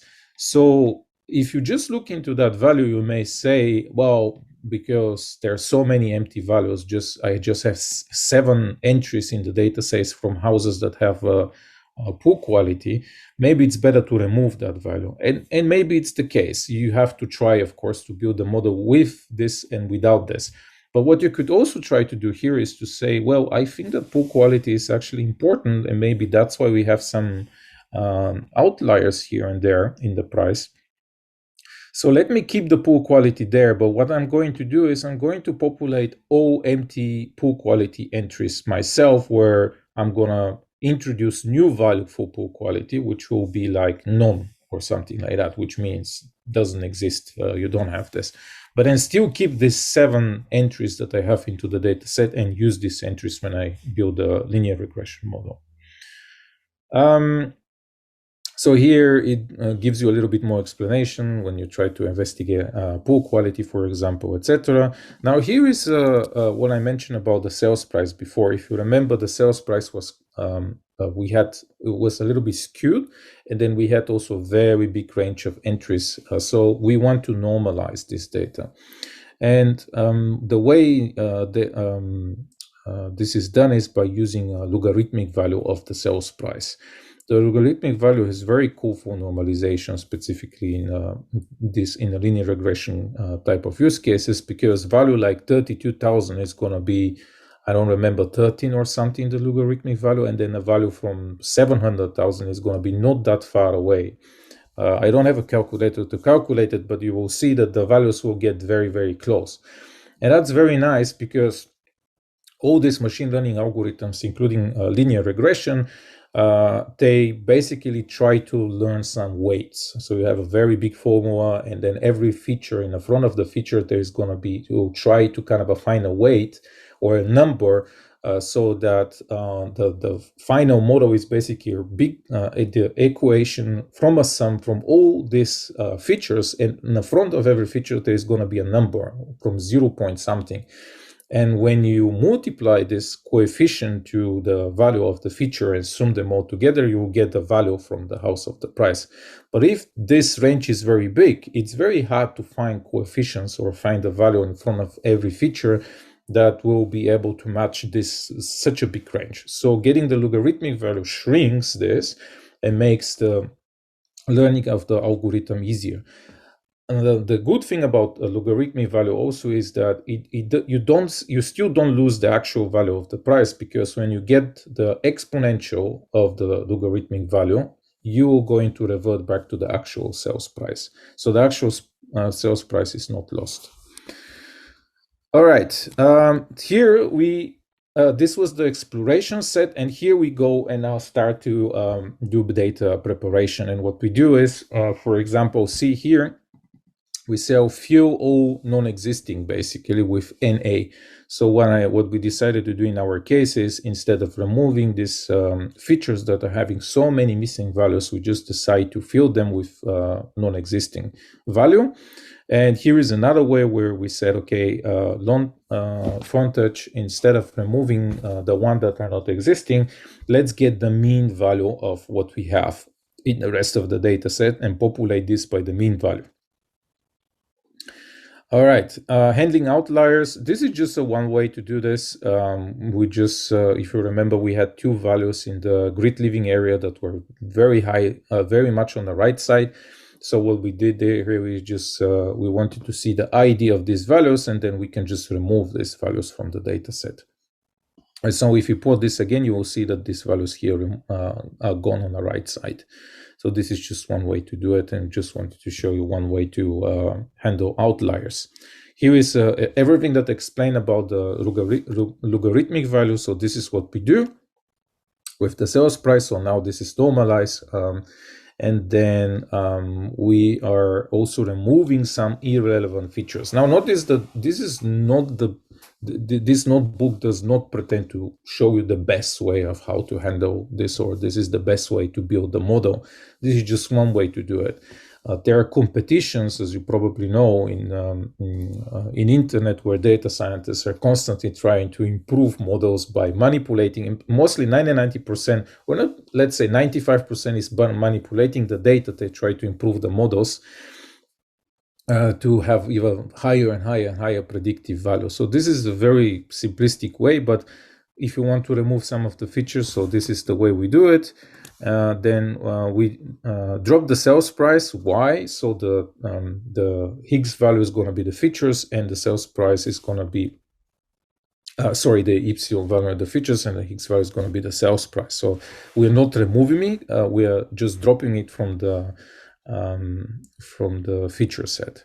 Now here there is in Panda has a function that it's called get dummies, which kind of sounds very strange, but what is very helpful for is that it's going to convert all categorical values for us into numbers, or depending on what the category value is, you may get, like, say, one categorical value. Let's say we have two colors, red and blue. It's going to create now two additional columns, which are going to be called value.red, value.blue, and then depending on if the house is red or blue, is going to have a 0 or 1 there. And here is a one way, as you can see here in this table, to do so. So let's print this. And then when all this is done, and sorry, I probably forgot to execute some of the cells, and that's why I'm getting this error message, but what's happening here is just going to to split the data set into a train data set and test data set. So this is the most simplistic way to do so. We have test size of 20, which means that 80% is going to be used for the training the algorithm, and 20% is going to be used to test the final model.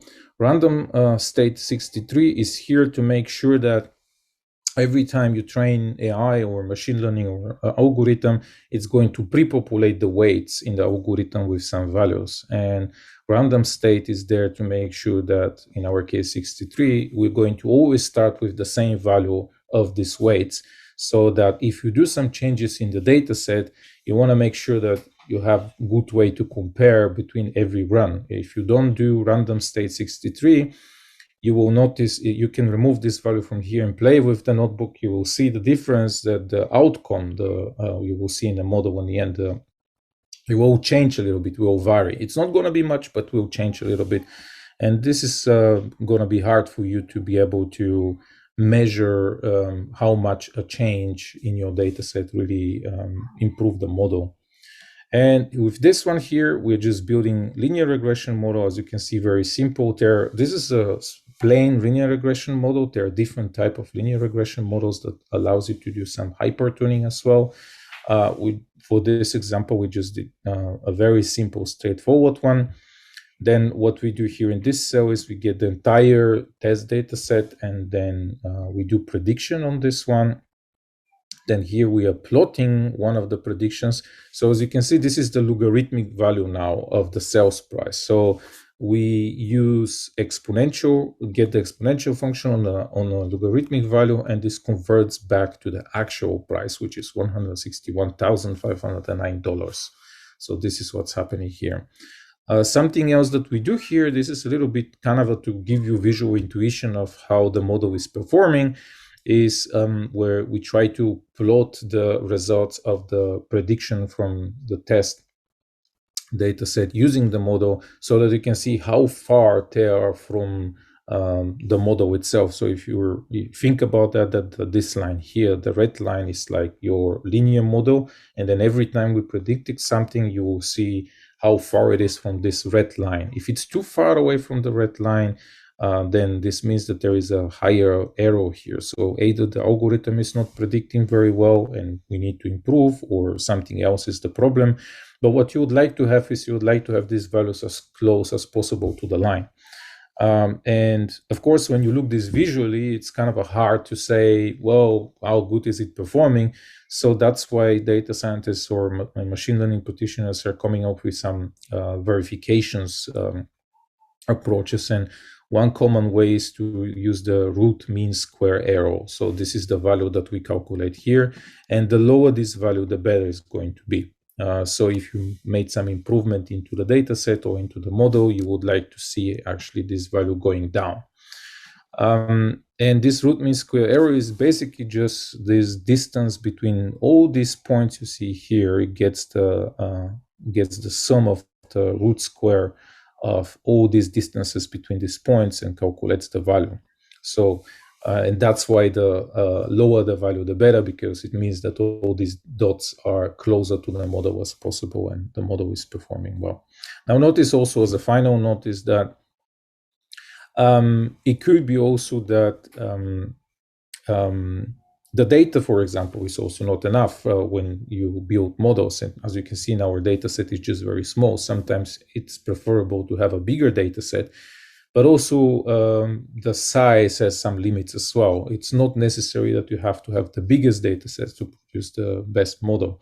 It's important also that the data is relevant. All right, that's from my side. Thanks a lot, Ludmil. That was great. So I hope that gave some extra insight to everybody about why all these things in the notebook. Question for you, Ludmil. So could we also look at the AutoML notebook already, or shall I first ask the people to do that themselves? We can start. I can show the AutoML notebook as well. I just run it already once. So just for Fantastic. clarification, Yeah. here on the left side, so the next exercise, well, the lab number 4, actually, it's the AutoML exercise, and it's based on the same data set. And what we're going to do in this exercise is the same that we did in lab number 2 with the linear regression. The difference is that we are going to use the Oracle AutoML that we have as a part of our notebooks. And AutoML is also integrated in what it's called Oracle Accelerated Data Science Python SDK, which makes work with this library easier.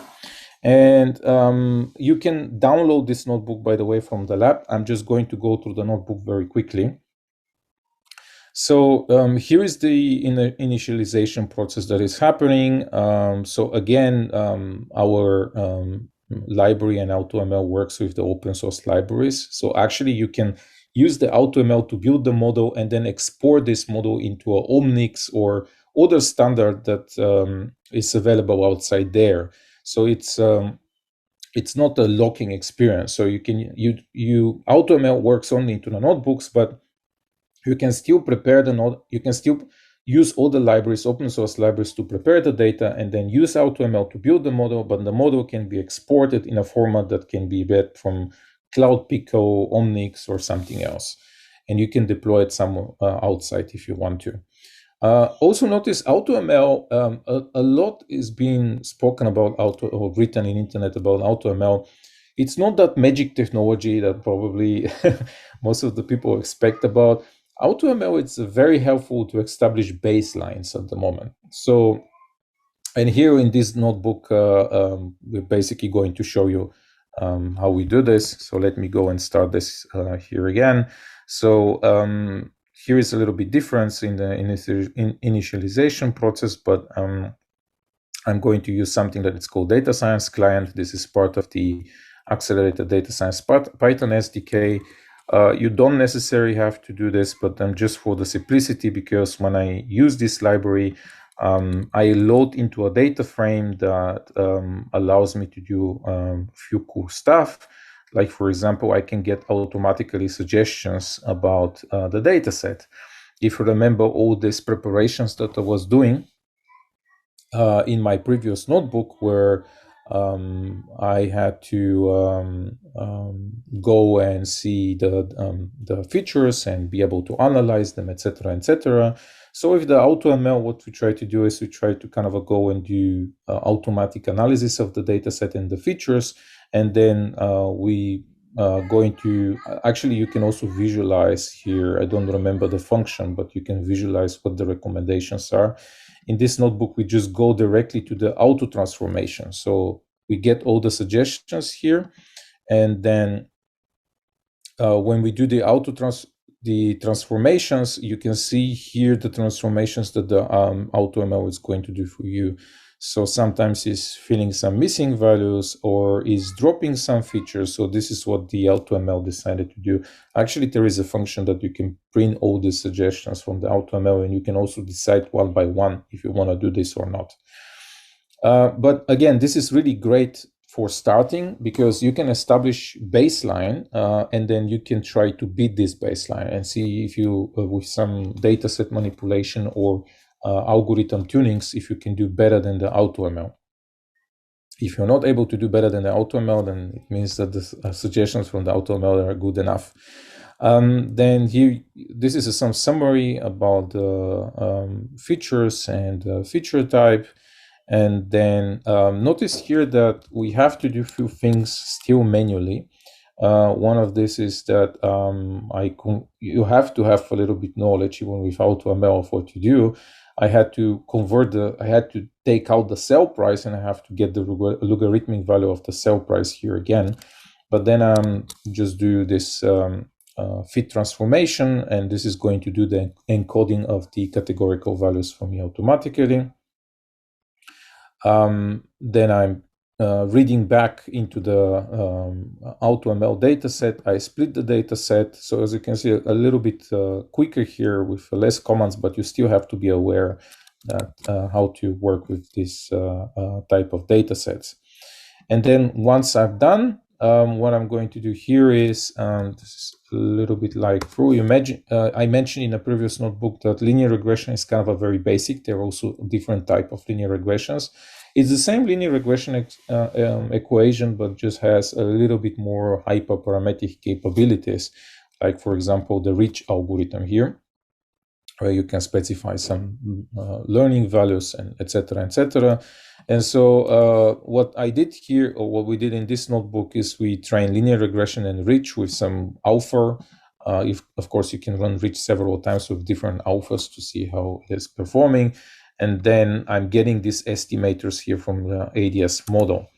And the reason I did this is because I'm going to use these two algorithms that I just trained to compare to the AutoML algorithm and see which one is performing better. And so here is the part where I'm initializing the AutoML. There are some settings here, like, for example, number one means that there are not going to be no limits in the resources. If you have a very powerful machine, you can, for example, say that it should not use all available CPUs. Then we have this initialization, and then we start training. You see random state is also here. You don't have to set it, but I set this one, and then you have the model, and you have something like called like a baseline.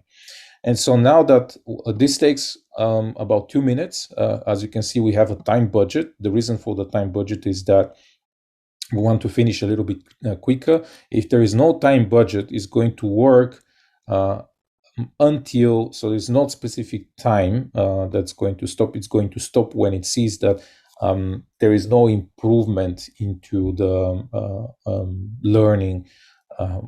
During the learning, there is no improvement, and if there is no improving anymore, then it's going to stop there.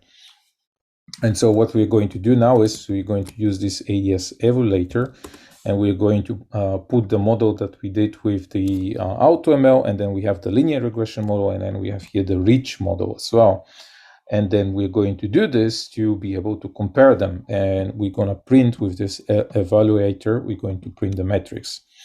And here we have several metrics where we have, for example, evaluation metrics against the testing data. If you remember, we did this split there. So this is what we pass here. This is the test data set, and this is the train data set. And here we can see mean square errors, error to score, mean EMI was, I forgot about what it was, but the one that you see in green is that it was performing best.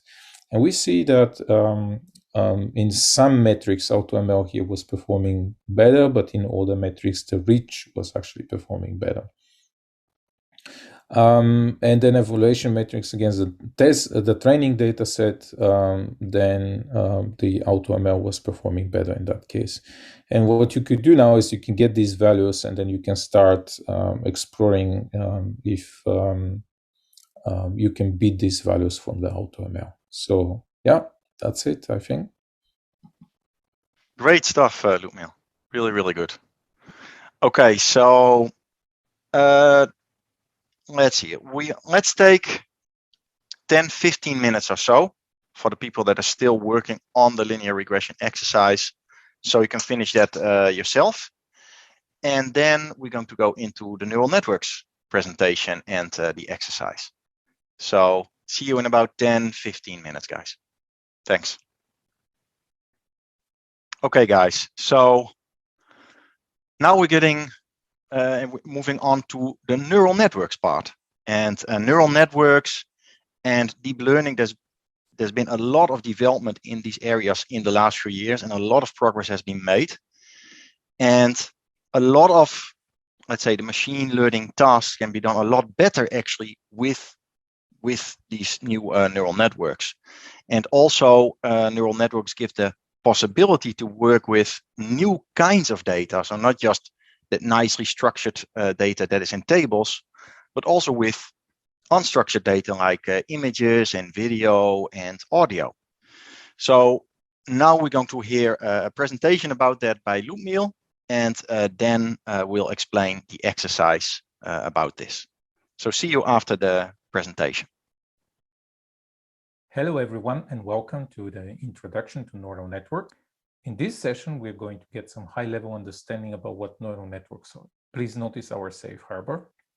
So what are the neural networks' advantages? Many problems we know are not linear problems, and be able to learn from linear regression is not going to be enough. You need an algorithm that can, to some degree, automatically account for different variations and variances and complex relationships in the data. Another problem that you would like to have is that to solve is that you would like to have algorithm that it's not that sensitive for distributions in the data. As you probably saw from the linear regression in the previous examples in labs, it's high spectrum of different house market prices, for example, could tangibly change the way how the linear regression predicts values. And you would like to come up with some algorithm that is going to reduce the effect of these variances in the data. On top of that, for the complex problems where you're going to require more calculations, you would like to have algorithm that can parallelize these calculations and be able to execute on a large scale. So let's see how the basic neural network works. Usually we're going to get explanation like this. You see something where on the left side you have some inputs, and on the right side outputs, and in the middle there is something that usually is where the magic happens. And this is a very common representation of neural networks, but generally doesn't really tells you much about how the neural network really works. So let's try to see a little bit more into the details. So the neural network works in basically in two ways. There is a forward propagation and back propagation. The forward propagation you can see as if on the left side on your screen you see right now are the inputs of the data you want to calculate, and on the right side are the outputs. The calculation from left to right to the outputs, it's called forward propagation. And what we're trying to do is to get the inputs, and in our case, it's 1, 2, 3, 4, 5. This is a hypothetical inputs, and we're trying to calculate this first hidden layer, which we name A1. So how is the calculation of A1 is going to be done? Well, all these input layers are going to be multiplied to a randomly select weights. And they're going to have values between 0.001 and 0.99. If we do this calculation, we're going to get, however, very high numbers. So what we would like to do is to squeeze these numbers between something between 0.01 and 0.99. And this is where we have what it's called activation functions. In our case, for example, if you get activation function, if you get the sigmoid, Sigmoid will try to make sure that whatever number is there is going to be, after the sigmoid of the number is calculated, it's going to be something that it's higher than 0 but lower than 1. There are many activation functions and with the same purpose to squeeze the numbers. However, the difference in this, the activation functions is speed. And that's why many cases you may see that some neural networks use different activation function than sigmoid. Now, once we did this for A1, we have to do this calculation also for all the neurons in the hidden layer. What is nice for this is that these calculations can be vectorized. It means that we don't have to do this one by one, but we can do this calculation for the entire layer at once. And the GPUs specifically are very performing very well in this type of calculations, and that's why you see a lot of GPUs used for neural networks. On top of that, the GPUs are having the capability to execute many of these operations at the same time. So after we calculate the first layer, what we want to do is in the forward propagation is to calculate the values for the second layer. So there is no exact science of how many hidden layers neural network has to have. This is usually done by experimenting and cross-validating the outputs to a data set that your neural network haven't seen before, and try to get some intuition of how well the neural network learns and if additional hidden layers are going to be advantage in your case or not. Now, this second hidden layer A12, the calculation of it is going to be exactly the same like the previous hidden layer, with the difference that now we are going to get the outputs from hidden layer 1. Again, we're going to assign a random weights for the very first time we go to the forward propagation. And with this, we're going to calculate the value for the second hidden layer, and we're going to use again the sigmoid function to make sure that it scores the numbers. So again, just to mention, very often the weights are actually randomly selected when you do this forward propagation. So now we come to the latest layer, which is the final output layer. And the final output layer in our case, because in the lab we are going to do is, for example, we would like to recognize a digital numbers from 0 to 9. Our output layer is going to have 10 neurons, and every neuron will going to represent one of these numbers. For example, the first neuron, if the value after calculating the sigmoid function is very high, this means that the neural networks try to predict that this number is 0. Then the next one is going to be prediction for 1, then 2, and so on until 9. So basically with this, the output layer is responsible for the decision. And you will see that some outputs, for example, for binary classification, will have only 2 neurons as the output, which is going to be, let's say, true or false, or 0 or 1. It's possible, for example, also to do linear regression with neural networks where you're going to have only one output. And for example, this could be the price of the house that you would like to sell. So here is also in the output layer something else very important, which is the cost function. The cost function is used on the output layer, and it helps us to check the neural network if it learns okay. It's like a method to tell the neural network that, okay, what you learn, it's wrong. So go back and try to do again.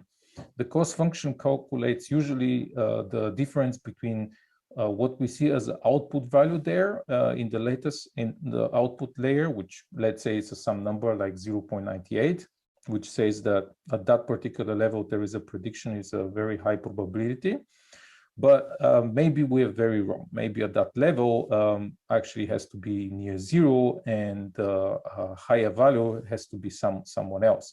So the cost function is going to be the square root of the difference between what the output is calculated from the neural network minus the actual value that we expect at that level. Here is an example. The neural network recognizes the number 0 because it says that the first neuron is 0.98. So this means that as we identify in an output areas, we're going to have 10 neurons, and every neuron will be meaning a specific number that we want to recognize. If you have output like this, the neural networks identifies the first neuron as a high probability, which tells us that the neural network thinks that the number we just provide as an input to be predicted is number 0. All right, but how to fit the weights? Let's say that we are wrong. Let's say that this prediction we see in the output layer is wrong, and we need to go back and to tell the neural network to learn again. This is where we have the backpropagation. This is where we're going to go back to the weights in the neural network, see the outputs, the target outputs, and tell the neural network adjust the weights because the output that you produced actually is wrong.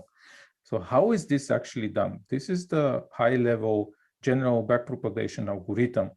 It may be looks a little bit complicated, but basically what it's doing is it's going to go now from the output layer back to the input layer. And at the high level, what it's doing is it tries to find the delta or the difference between the value that we want to learn, the target value, to the calculated output value in respect to the weights that were originally used to calculate these values. And so once we found the delta and the difference, is going to try to adjust these weights using also an alpha parameter, which is the learning rate. Usually we don't want to adjust, reduce, or increase the weights very quickly so that we're not overshooting in our estimations. These calculations may look slightly different. The general idea is the same, but they may look a little bit different depending on what activation functions you use and what cost function you use, because the backpropagation algorithms are based on the derivative of the cost and activation function. And here are additional terms that are important to know, and you will account very often when you work with neural networks. The first one is epoch, which is the number of times the neural network runs through all the training examples. As you remember, the forward and the backpropagation, this will calculate the weights at once, but you may need to see the entire data set several times until you calculate the weights at a level that it's producing the right predictions. And so this is where you can control with the epoch how many times the neural network should see the data set. Batches, how many examples to train and runs at once. It's also a very important parameter, especially that sometimes the data sets are very big and you cannot fit the entire data set, for example, in a GPU memory. So you need to adjust that batch size to make sure that you can utilize the GPU memory as good as possible, but also not be overshooting. Sometimes, it's, as I mentioned, the data sets are very big and I cannot fit the entire data set into the memory. The loss function is basically the cost function, but for given epoch of run. Activations, as I mentioned, the sigmoid, but there is also nowadays something called ReLU, which is very common to use for activation. Optimizer, you may see very often when you work with neural networks, is used to adjust the weights to minimize the object loss and error function.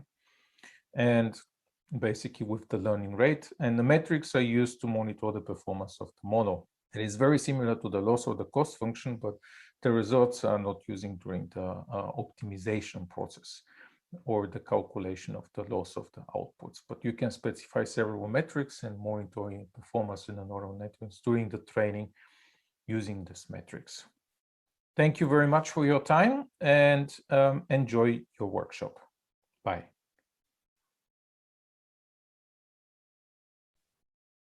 Okay, guys, that brings us to the last lab, which is about recognizing handwritten characters. And basically the process you're going to follow, it looks very similar to what you've already done with linear regression, right? So also here, you're going to do data exploration and preparation. After that, you do the model training, and then you evaluate how well the neural network in this case is performing. So even though the input data seems very different, it's an image, right? That flow is basically the same. So let me just quickly show you the exercise a little bit, and so you get a bit of an overview. Move this. Okay. So this is lab 5, right? And I think the most interesting one here to talk about is this. So first of all, the input data set that you have, they're basically a large collection of images, right? Or of bitmaps, not sure how to call it, or matrices in grayscale. And each one is a written digit. Let's say the input feature. And they have been labeled as well. So for each one of these, we know what the actual digit is, right? From 1 to 10, no, from 0 to 9. Okay, so we have that data. And then we're going to build a very, very simple neural network that looks something like this. Yeah. And what you'll notice is that our input layer, that is just like a simple one-dimensional, let's say, array, or one-dimensional vector, I have to say, of input values. And each one of these corresponds to one of the pixels in the image. Okay, this is of course a 2D image. So what we're going to have to do is to convert this 2D image of 28 by 28 pixels into a one-dimensional vector. So that will result in 784 pixels. Now in deep learning, that will work very differently, but that's a much more advanced topic. But in this case, for a simple neural network, that's what we have to do, right? Make it 1D. And then, yeah, after that, I don't think we have to say much more about this. The process is basically the same. So you're going to split the data set in train and test. You're going to build the model. And then you're going to also evaluate again how well your model is performing. Okay, and you can test out a prediction to see if it is making the right prediction of what digit a handwritten digit is. So that's the exercise. It's a little bit shorter than the other one. I think now you have everything set up. You should be actually able to do this quite quickly. So the idea is now that I think you have about a little bit more time, 20 minutes, a little bit more. And then I will ask Ludmila again to walk through the resulting notebook and give you some additional insight. And then we're going to wrap up the workshop for today. So that's the plan, and see you in about 20 minutes. Thank you.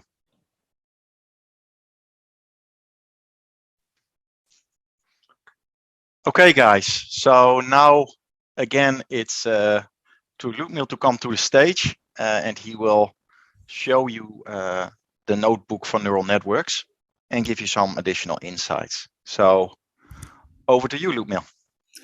Thank you. So let me share my screen. Wanted to just go over the notebook with you guys very quickly and explain what we're doing here and why we're doing this. This is really very simple, like getting started introduction into the neural networks. As you can see, it's not really that complicated. Also, the data set is more or less prepared for us, so we don't have to do much work with the data set itself. The first part here that we had to do is just to get the data set. This is a very big data set, and we found this library here that actually gives us access to the data set with already prepared images, so we don't have to do much manual work here. And so this is what we've done here at the beginning. You had to download, of course, and you had to unzip. And then with this library, we were able to load this data set into a format that we can use for our neural network training. We still do some of the techniques, if you remember from the previous notebook, with the linear regression. So a lot of this is also the same. So you look into the shape. Here the difference in the shape is, as you can see, this data set has 60,000 entries, but then we have 28 because we just don't have this plain like 80 features, but we have a matrix here, and this matrix is 28 by 28. So it means that every one of these 16,000 entries here is a matrix with this size. And of course, we also separated here so that we have the epsilon, which is our target value, but this one here is just a 60,000 entries, and this is the value of the actual handwritten number. So it's something from 0 to 9. And of course, this is also split to test and train data set. And here, what we do is from the trained data set, we actually show how one of these 28 by 28 matrices looks inside. And what is actually a little bit sad here is that I cannot kind of print it in a way that to unwrap it a little bit. So actually, you will be able to see the actual number here inside. This data set is also a little bit easier to work from the perspective that we represent every pixel with just one number. Like 0 is white, and then the higher the number, the more darker this pixel is going to be. So this is what these numbers represents. This makes the work, in our case here, simpler. Of course, for more advanced cases, then you will have actually all RGB type of colors inside, so it's going to look a little bit more complicated, but more or less the principles are the same. It's just that it adds additional layers of how you work with the neural network. So what we do actually, we use here a very simple technique to actually print, to plot this, what you see with these numbers here. So this is the same number, but we are plotting this number here. Excuse me. Now what we do here in this part is, this is the input layer. Basically what you'll try to do is you are getting the shape, which is going to be 28 by 28 is 784. And so we are getting these vectors in our X train and X test. Another thing is, this is the normalization. So if you remember, we did this also in the linear regression example, where if you have a very big numbers, you would like to come up with something that is easier for that type of algorithm to work with. And this one here is important because if you see, we have number from 0 to 255, but for the neural network to be able to learn a little bit better and quicker, and also if you remember, the coefficients are from 0.0 something to 0.091, so between 0 and 1. We also transform the numbers that we have into the matrix from something between 0.0 and 0.99 as well. And so this is the transformation that we're basically doing here. And you will see the same numbers. The value of the numbers are not lost. So it's the same experience here. The lower the number, then the more you go to a white. The higher the number, the more you go to the gray or darker color. But it's just that now we have a range that it's the same from all numbers, and it's a smaller range, so it's easier to for the neural network to calculate the coefficients. So this is just to show you how it looks like. We are printing here again the what is in the data set and in the test set as well. And then here is where we start to build the actual neural network. So we have the input is already, the first layer is the input layer. And so the way how you do this is that you're not defining the input layer anymore. When you build a neural network, you start to define the first hidden layer. So that's why you see only 3 here. So this is the first hidden layer, the second hidden layer, and then the last one is the output layer.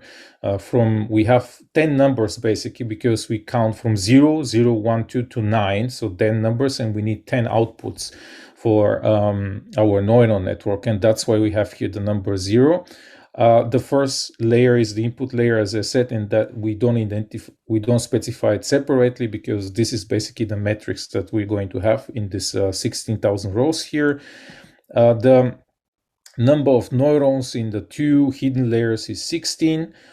We just selected, so as I mentioned, there is not necessarily some deterministic or some big science behind how to select it. There are some deterministic approaches. If you research in internet, you will see some suggestions or best practices already from the past and people working on specific areas, for example, on image detection, depending on a neural network and depending on the size of the input layer, you will see some suggestions of how big your hidden layer could be and how many hidden layers you can have. For your sake, if you're interested, what you could do is once you run this example, you can, for example, start increasing the numbers of neurons if you want to, or you can try to add additional hidden layer, or you just increase one hidden layer, and then you can see on the end when you run the neural network training if your accuracy here is going to improve or it's going to get lower. So you can experiment with this. But after we set up the neural network here, this is where we're going to compile it, and then we are going to fit the network, just very similar also to the linear regression. And here again, we pass the our data set, we pass the values, the actual value, if this number that you see is 0, 1, etc. to 9, and then epoch 10, which means the neural network should go 10 times over the data set, so 10 times over the 16,000 entries in the neural network. And this is a very common technique where you would like to give the neural network the ability to try several times and hopefully be able to adjust the weights. And then you can see actually that it's really the case. So on the first run, we have a loss function which you would like to get lower and the accuracy you would like to get higher. The loss function is very similar also to the linear regression. It's just how far basically the prediction of the neural network is from the actual value. And this means that if you're very, very far apart, then the neural network is not doing very well. And then that's why also the accuracy is lower here. So what you would like to see is that this is going to reduce, and this one you want to see that it's going to increase. And you'll see in the first pass on the data set, we have a higher loss and then we have lower accuracy. But then more we go there, so on every run through the data set, the accuracy increases and increases, and then we come to a value that it's about 0.96. This accuracy we will evaluate also against data set that the neural network haven't seen before, and it's going to be, of course, a little bit lower after that. Here we just use this technique to plot one of the numbers that we have in the test data set. We would like to see in epsilon, so basically in the target value, if this is really 9. And then we are getting now the trained model, and we pass this value there, and then we see what the model is going to predict. And in our case, this is going to be 9. All right, here is also an evaluation. And this evaluation is now going to be done against the model that we built, but now against the test set that the model haven't seen before. And as you can see, excuse me, that the loss function is here a little bit higher and the accuracy is a little bit lower, but not that far away from what we built there. Now, important here to notice is that the accuracy or the loss that you see here doesn't necessarily mean that your model is performing great. And that's why you need this cross-validation mechanism and evaluations mechanism against data that the model haven't seen before. And then this also depends on what problem you're solving. So here, for example, you would like to see the accuracy higher and higher against the data set that the model haven't seen before, or against data that the model haven't seen before. So this works very well. In other cases, and this is something we haven't mentioned, but for example, in linear regression or models that are predicting true or false on something, you would like to use other techniques, for example, confusion metrics, where you want to make sure that the false positive and false negatives are very low. So basically not only look into these numbers, but do more also cross-validation checks once you have a model, just to make sure that it's really performing very well. And that's from my side. Thank you. Thank you once again, Lubna. That was really great. A message for you all. Until the end of the month, Oracle University is providing the possibility to get free Oracle Cloud Infrastructure certification. Okay, it's a big value. I advise to check which are the training that you can do and which are the certification that you can get for free. Of course, there is something also related to machine learning. So this is my last message for the morning, Jeroen. Then we move on to today, guys. We're going to do two big exercises. And the first one is about machine learning in the Oracle database. There are some specific benefits about doing machine learning in the database for certain scenarios. Especially have all the data already stored in a database. And if you have the database skills, that can be a very handy way of doing machine learning. So that first exercise is about that. And the use case is that we have we pretend we have a company. That company tries to sell as much as possible, of course. And they have one particular product they would like to increase the sales of that. So we're going to build a model there that tries to help us with that tries to identify those people that are likely to be interested in that product. So we're going to build a machine learning model for that, and then actually integrate that in an application. Okay, so that's the first part of the day. Then the second part of the day is that's around OCI AI services.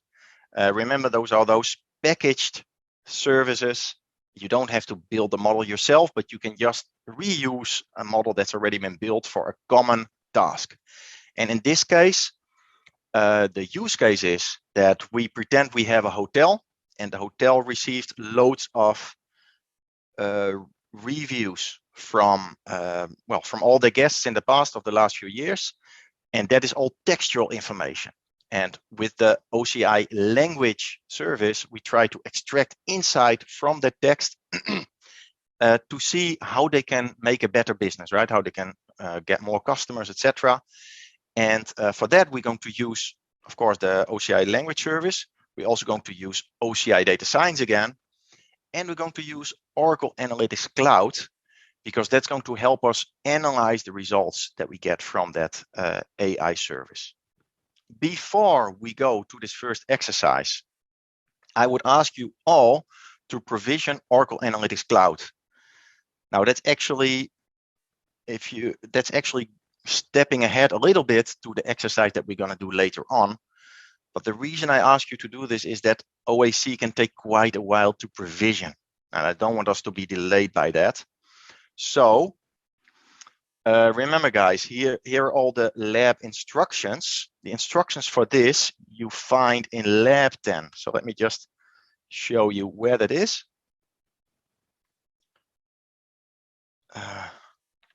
Actually, like this is better now. Lab 10. So we're kind of jumping ahead a little bit here, but I'd like you to all do that right now. Well, apart from the new starters, I guess. This is pretty easy to do. It should be, right? Just follow these instructions here and create an Oracle Cloud OAC instance. Maybe it's nice for me to show where you find that actually in Oracle Cloud. Okay, so let me just quickly show you that.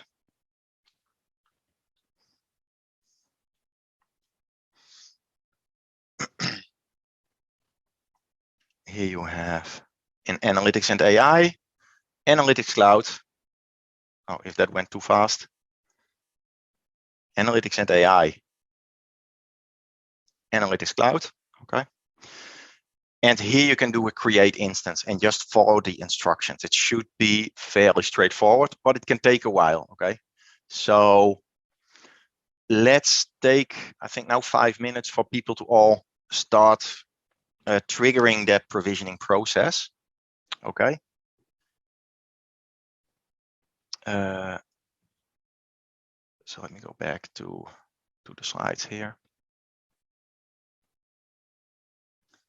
Yeah, I'll give you 5 minutes to all do that. So 5 minutes past 10, I'll be back with you guys.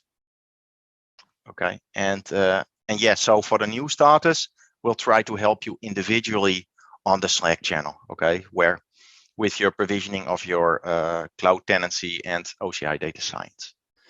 So so that's it. See you in 5 minutes, guys.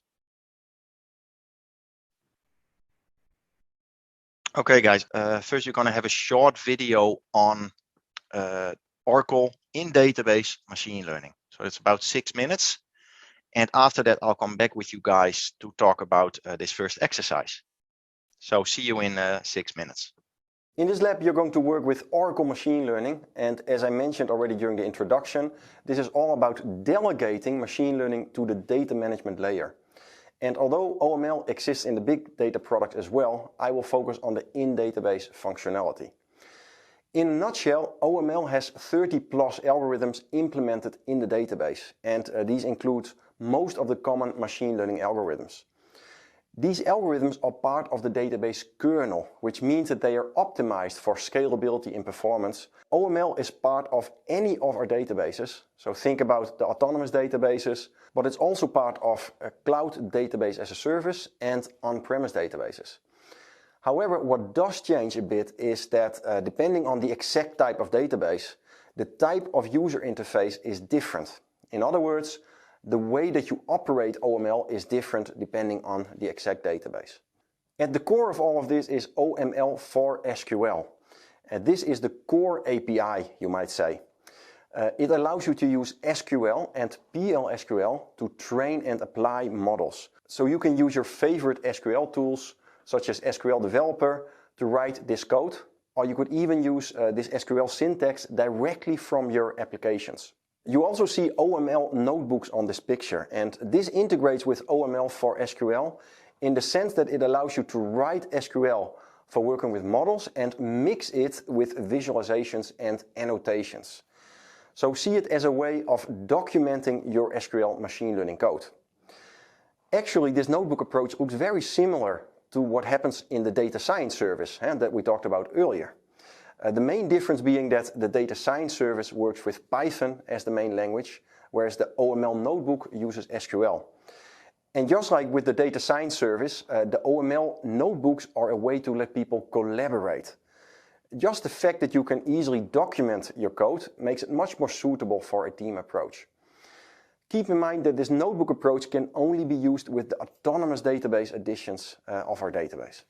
Now then there's another way to operate OML called the data miner. And the data miner is a plugin for the SQL developer tool. It allows you to visually create machine learning pipelines. It's unique in the sense that it visually shows the process of these machine learning pipelines. So you can visually configure graphical components that make it easy to do data exploration, preparation, training and testing.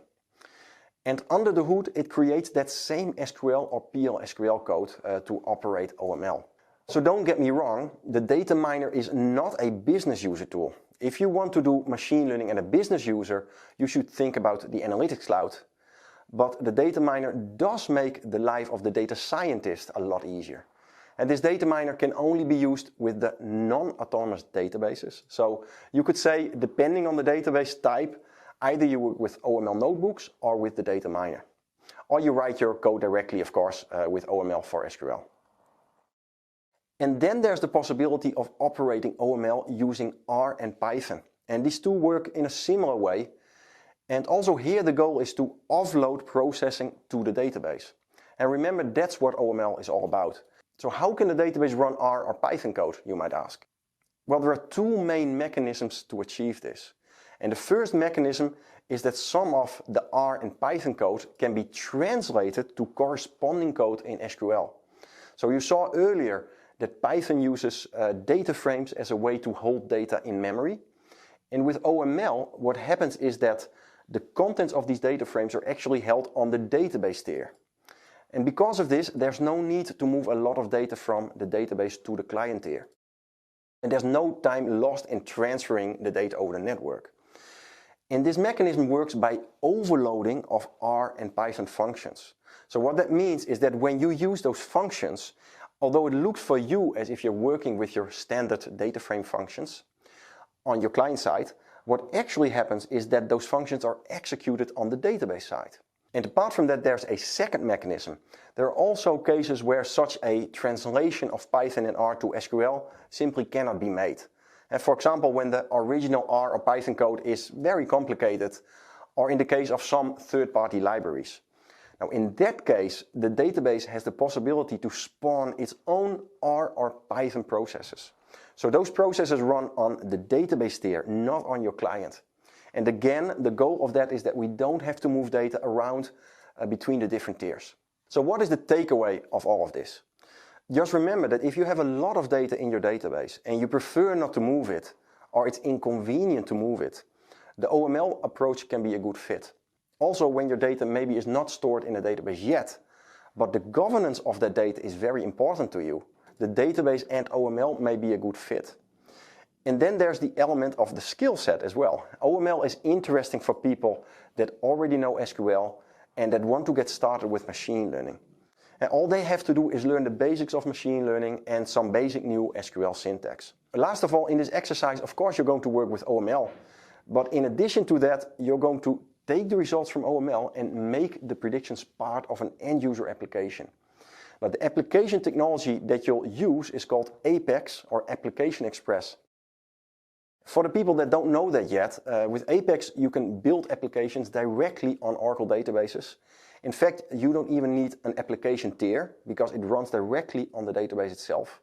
And you'll see in this exercise that Apex is pretty easy to use. But the main learning point that we would like you to take away from this exercise is not so much Apex, but really the concept, the realization of how powerful it is to take the results of a machine learning model and bring it into production.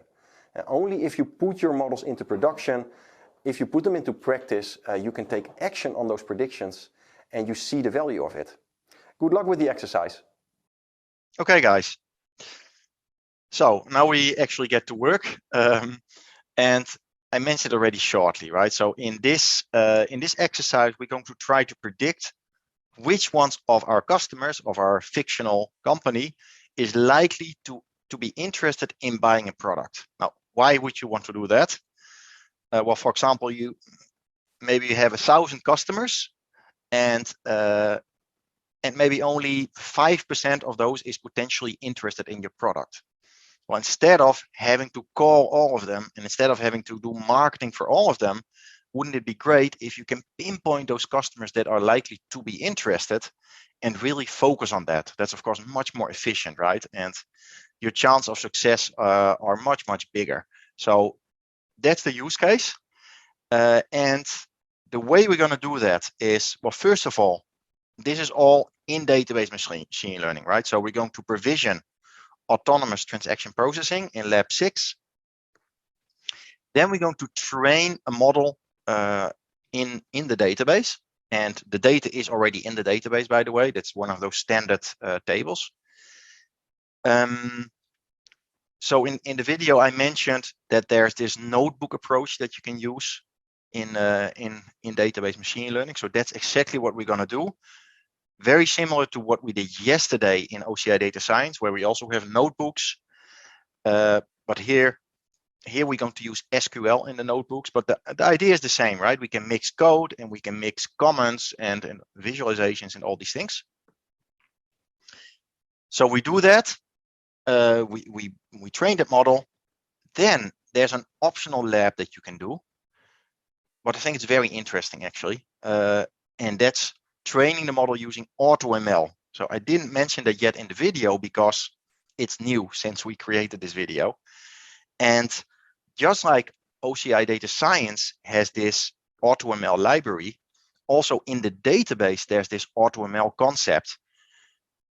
With a big difference though, because in OCI Data Science, it's still kind of coding, right? You still need Python code to call that API. So it's still really for the expert. But in this case, for the AutoML in the database, it's actually a very nice user interface, very, very user-friendly.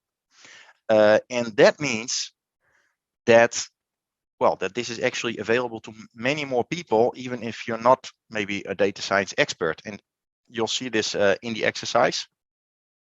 So just to be clear, this exercise would work if you just do lab 6, 7, and 9, right? 8 is optional. It's an alternative way of building the same model, right? Which you kind of build manually in lab 7.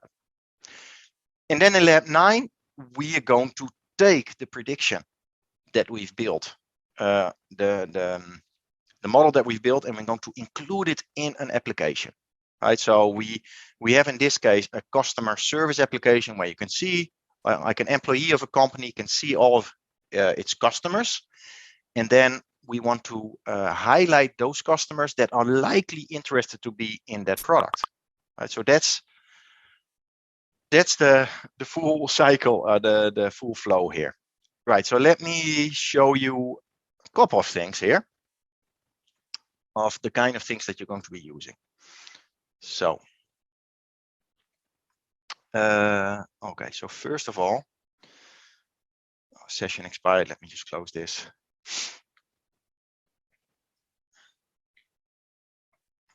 So this is where you're going to be working, okay? In autonomous transaction processing, that's where you'll create your database.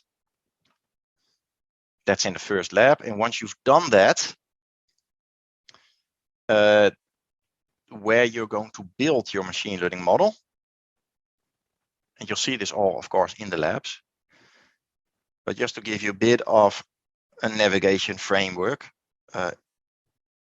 in the service panel, you go to Oracle Machine Learning User Interface. Let me just do full screen here. Oh, what happened there? Not sure what happened here, guys.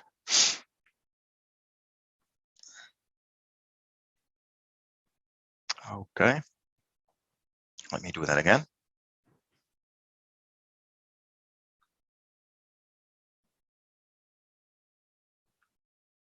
Okay.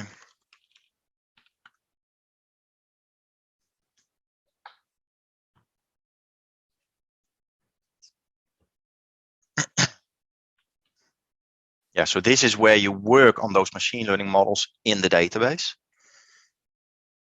And you'll be working from notebooks.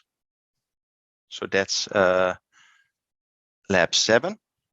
Yeah, you create a notebook like this.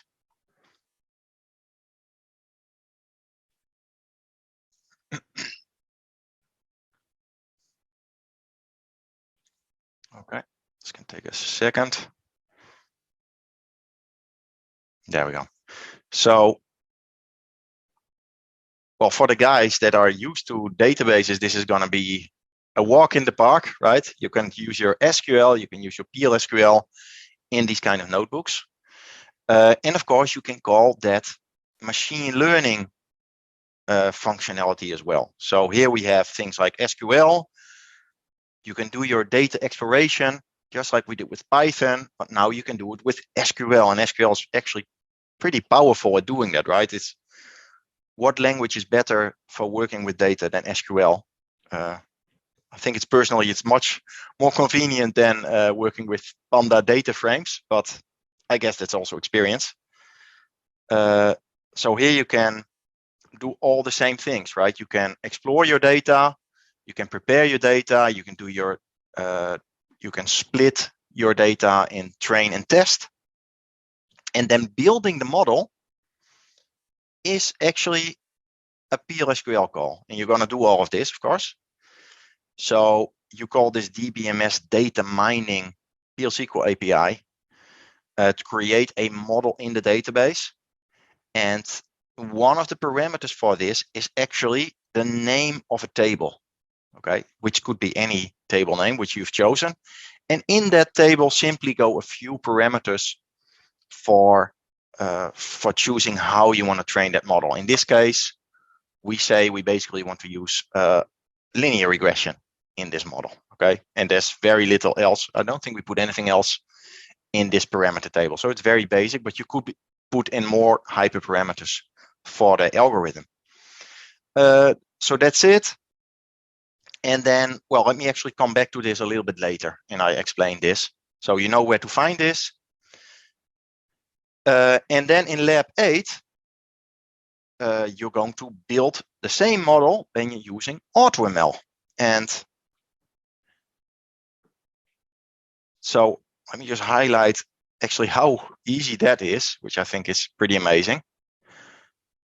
So in AutoML, you really have nothing to do as a user with the algorithm or how you need to tune the algorithm or any of those things.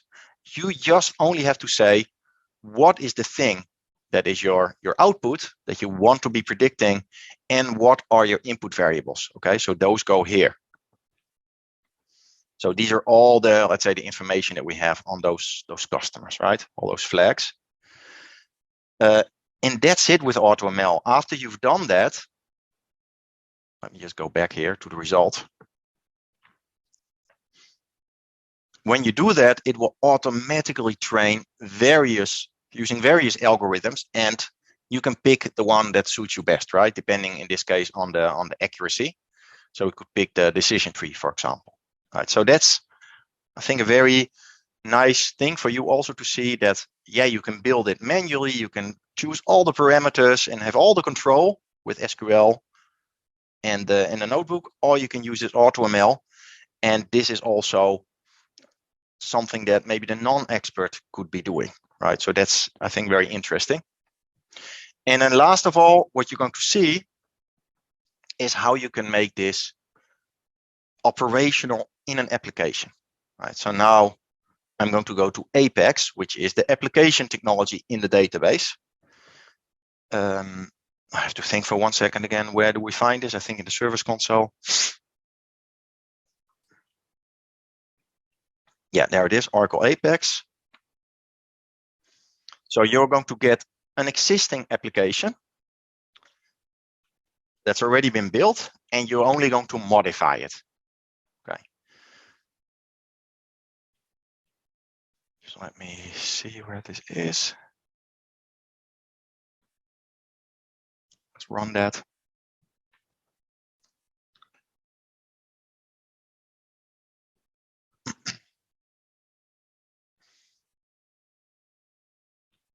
Yeah, so very simple application. You see one record for each of the customers that you have. So imagine I'm an employee of this company. I get phone calls from customers. And while I have them on the phone, wouldn't it be nice if this customer is potentially interested in that particular product, right? Because then, apart from having a conversation about whatever they call me for, I could also say, hey, would you be interested in product X, right? So that's the idea.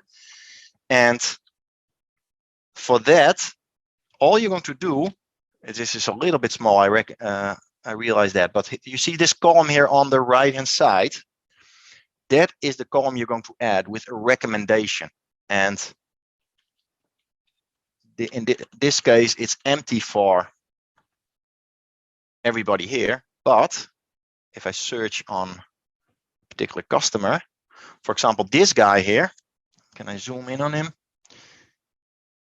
I hope this is visible. You see this Connor Clark?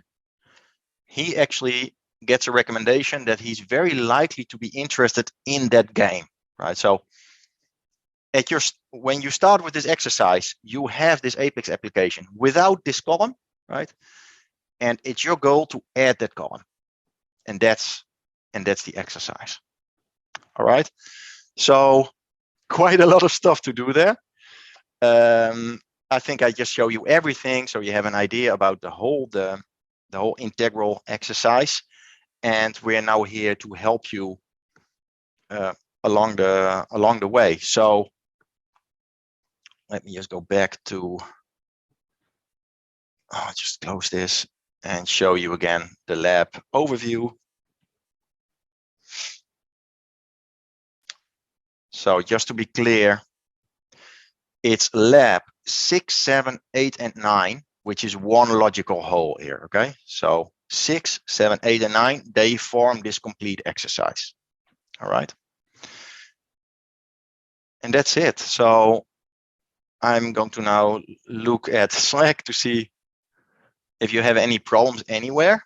And I know this is going to take quite a bit of time, so we'll probably be polling to see kind of where you all stand. And then when there's a critical mass, only then we move on to the next exercise. Okay. So yeah. Let me go back to the presentation. And I wish you good luck. And we're here to help you with any issues that you have. Speak up on Slack, guys, right? And we help you out. Good luck with it.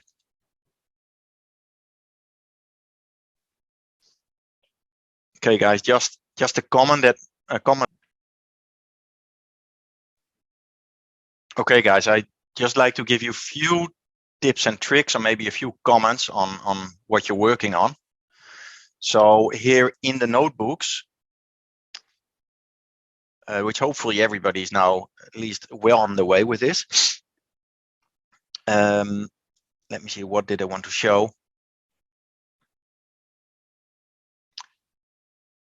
Yeah, so you've trained the model as you did, as just like you did with OCA Data Science yesterday.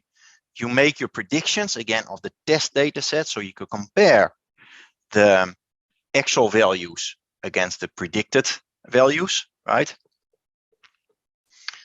This is just a bit of nice SQL to first count the number of correct predictions divided by the total number of cases. So you get correctly predicted percentage, right? That's kind of a simple way of seeing how well you're doing. And to look at that in more detail, this is a bit of SQL.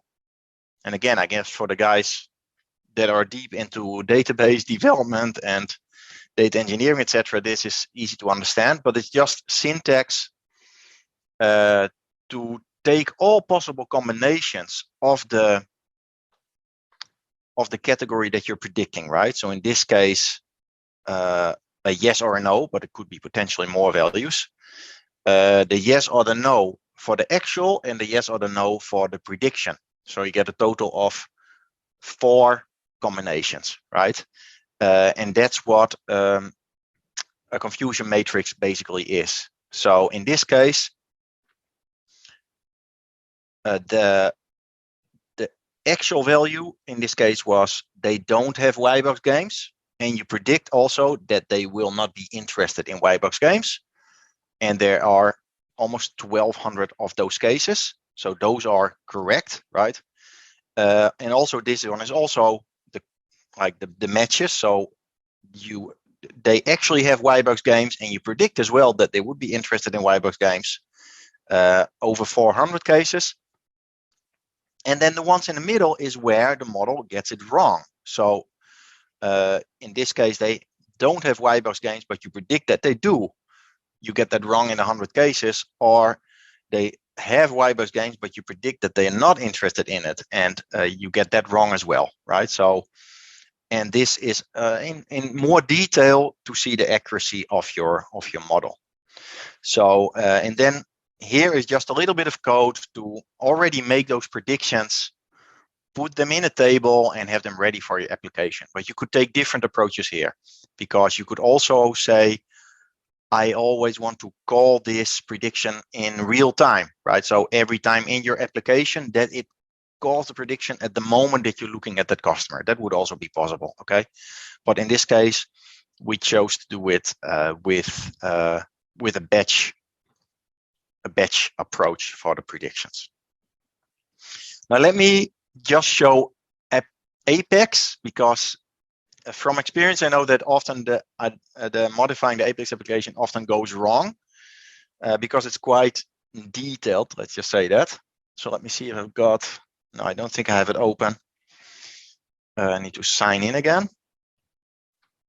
Let me think.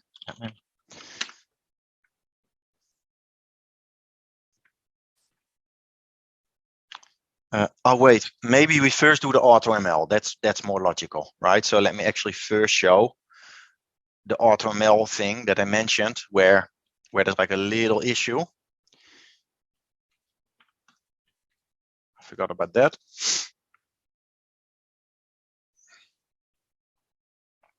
Okay, so in AutoML,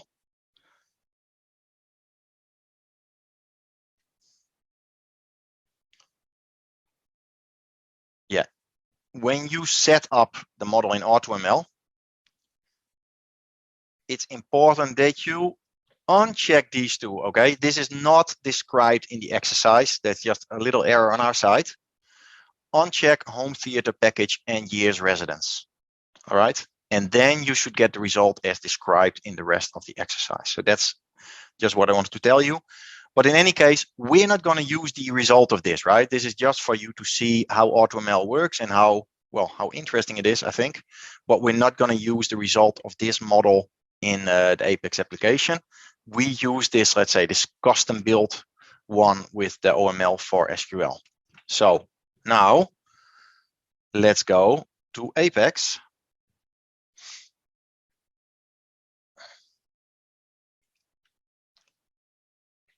Okay.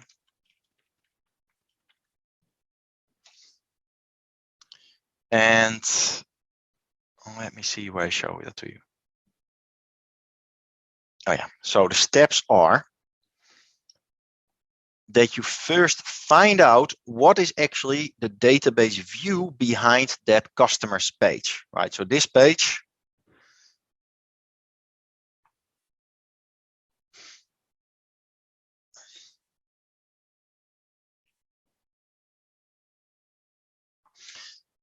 for this page, you want to know what is the table or what is the database view behind this.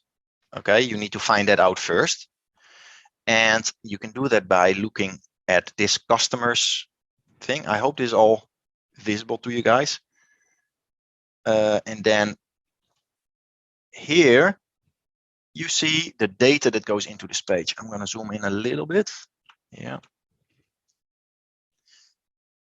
And then what do you see? That customers V is actually the view behind this. Okay. So customers view is the view behind this. Once you know that, you can go to the SQL workshop and you can modify that view. Okay, so you're going to do that. And then the result should be something like this. I'll just show you the end result. You're going to modify that view so that, yeah, this should come up now. And you're going to paste in this piece of code. Okay, so including this comma here, this. So all this does, it will add one additional column in the view that takes up the prediction that we made earlier. Okay, and as I said, we could also have done that in real time. That would have just been just as possible. But yeah, and we say only the guys for which there's a probability that they're interested in that product of more than 80%, we will actually include there. Okay, so that's what you need to do there. Don't forget the comma. Okay, here. Oh, I think actually you paste in the whole SQL as a whole, so you're probably not forgetting that. Yeah, so that's what you do there. And then you can go back into that application. There we go. And into the customers table. And all then you need to do, do you need to do anything? I have to think again, guys, how that works. Oh yeah, you need to, here in the SQL, all you need to do is then select that additional column here, okay, recommendation, to add it to the application. And again, don't forget this comma here to separate it from the field that was already there, the cost email. And I believe that's everything. And then Apex will automatically adapt the page and include that additional column. And then you're done. So then you should get this additional column on the right, for example, also with this prediction for Connor, right? And that's your end result. Okay. So I hope that gave you some more tips. Okay, so I think now is probably a good time to start to move on to the next exercise. The thing is that this is the first time we're going to run this exercise on the AI services, and I'm not quite sure how long people will take with it. So we do need to take enough time for it. So now I'd like to call Ravan to the stage. Ravan, are you there? Yeah, thank you, Jeroen. Great. So yeah, we're getting now to the AI services. and we're going to hear a little bit more background about that from Rawan. So, stage is yours, Rawan. Thank you. Will you please share the presentation if I may ask you? Thank you so much. Thank you, Rawan. Hello, everyone. This is Rawan Abu Qura. I am a Technology Product Strategy Manager in Oracle.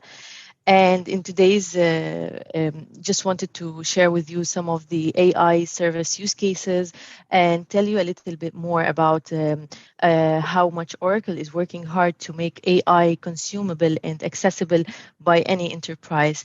And basically to achieve that, we have developed several intelligent application on the cloud, which you are able actually to use and get in AI-driven functions on this application, which provides a better and improve the performance of those applications that are already exist on the cloud. But also there is the AI platform that provides a dedicated tools and equipments for you to build your very own solution of AI, which if you wanted to start it from scratch might be very complicated. So this is something really powerful for you to build your own AI solution and train it to make it to fulfill your business requirements and deploy it in your environment, regardless if it's on running on-premise or even on the cloud. And also come into the AI mindset that is adopted by the autonomous database on the Oracle Cloud, which is actually able to scale itself up and down based on the workload, and of course repairing itself in case of any issues, and obviously protect itself from any attack, which makes it very elastic and flexible to use any type of database from the Oracle Cloud. So now let's zoom in a little bit into the AI services. If I can ask you, Yaron, to move on to the next slide, please. Yeah, so basically this is a range of services that are provided on the Oracle Cloud. Currently there is OCI language, anomaly detection, also the digital assistant, and there will be also the speech and vision services. Those are a number of AI, artificial intelligence services that you are able to are ready to use. You can just go in there and start actually building it up and train it for your own solution to make it very customized without having to care about managing any infrastructure. And it provides you so many different intelligence to your performance and to your business. And I will give you more examples and use case about these services in the next slide, which basically maybe you might think of what can I do with these services, which is something very critical in order to adapt and to move on or this AI into your business. Understanding the benefits that can add to your business is something very critical. So, for example, coming from the OCI language service, where it's able to transcript and get a sentiment analysis from the customer feedback or product review, especially when we are talking on a wide range and of customer review, where it might be really time consuming to go one by one and read all the text and analyze it and get insights from it. So OCI language is the thing that is doing is categorizing it, giving you a final product where you actually get the insight, understand your strength and your weakness, and work on that to improve your performance. And that's something you will be seeing in the next couple of exercises you will be doing in today's workshop, which will be very, very interesting to understand how you can actually save time, understand more the review of a customer, for example, understand your brand and your current situation as a business. And also talking about the data coming from, for example, sensors.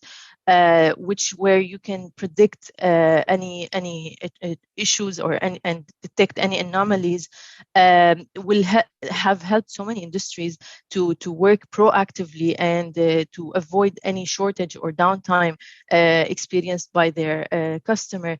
And that's basically by simply highlighting the issue and being able to quickly find the exact point of the issue and work on it, calculate the consequences, and just provide the best performance and avoid any downtime, especially with currently that many businesses cannot stand any downtime or any shortage.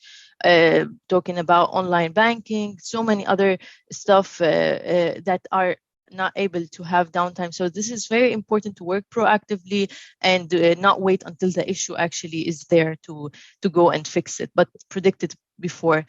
And in a visual detection, which is something is coming up in the market also, which is very, very smart and allows, for example, customer with a physical product, like talking about a factory and some part of the production line where maybe it would be hard to reach all the time.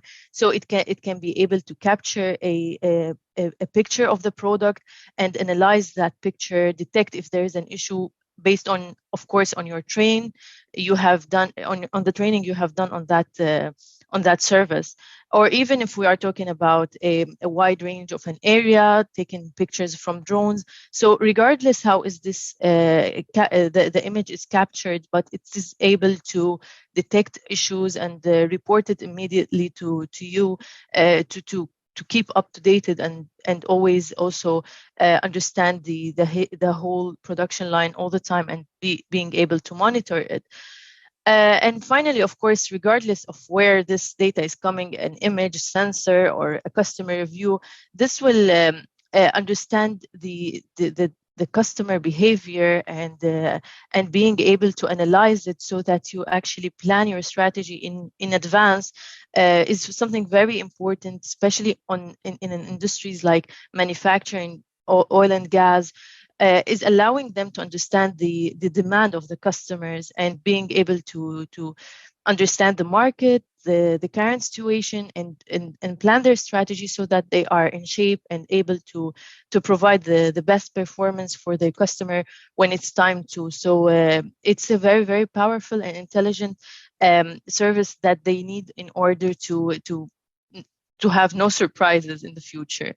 So now I will hand over back to Yaron to walk you through the exercise, which will be very interesting, talking about, as I told you, OCI language, and maybe you will have to taste a bit of this service. So enjoy it. Thank you so much, Rowan. That was really good. Very insightful. Thanks. Thank you. Thank you. Awesome. Okay, so yeah, indeed, we're going to look at language now. So we're going to look at this customer sentiment analysis. As I mentioned at the very beginning, we pretend that we are a hotel, and we've received hundreds of reviews from our customers in the past, written reviews, like you find them on TripAdvisor, things like this. And normally text is something you cannot really do much with, right? I mean, what are you going to do? Are you going to read it all? If somebody complains about a certain aspect, how do you find out what is the most complained about, for example? That's really, really difficult. So text is something normally we don't do so much with, right? So it's there, but we don't get the most of it. And that's about to change with this language API. So of course, you could also try to build a natural language processing model yourself, but it's actually pretty complicated. It's really a specialty actually of doing that well. So instead, this is a pre-built service where you have all that complexity already done for you, because the kind of expectation, the kind of things people want to do with text are actually very similar across many customers, about many companies. So that's why it makes a lot of sense to put this into a package, into this AI language service. So, right. what is this exercise? So we are going to do basically two steps. So we're going to use OCI data science for the, let's say, for the hard work of calling this language API. So we're going to upload that data in the OCI data science notebook and calling that AI language service from there. That will, so that in goes all of those reviews, right? I think we have 100 reviews that we're looking at. And out of that process in OCI data science will come a very long list of all the aspects that people talk about on a hotel. For example, the rooms, the breakfast, the reception, right? So those are the kind of aspects. And for each review, somebody may be talking about 3, 4, or 5 different aspects, right? So the check-in was fine and the staff was not friendly or something like this, right? So that's 2 aspects. Out of that comes this long list of aspects. Each of those aspects has a sentiment. So it's not like one review is only positive or negative. Some aspect could be good, some could not be so good. That comes out of OCI data science. That's the output. It will just be a file, okay? Once you have that output, we're gonna try to get some insight from it. And that's where Oracle Analytics Cloud comes in. So we're going to load the data into Oracle Analytics Cloud and then visualize it in a smart way to see if we can find some patterns in that data. Okay. So let's see. First of all, for this, we remember that I asked you to provision Oracle Analytics Cloud. So now we're getting towards the end of the workshop. So Lab 10 is where you should start if you haven't got OAC yet. And then 11 and 12, that's where the actual work is taking place. Okay, so in Lab 11, first of all, the thing we need to do is we need to create a key combination, a private and a public key to be able to call that AI service. So why is that? It's basically to make sure that whoever or whatever application or whatever process is calling the AI service is allowed to do that, right? So because in principle, it could be from anywhere on the internet. That's why we do that step. So the first step is create a private key and a public key and a little configuration file that basically points to the private key.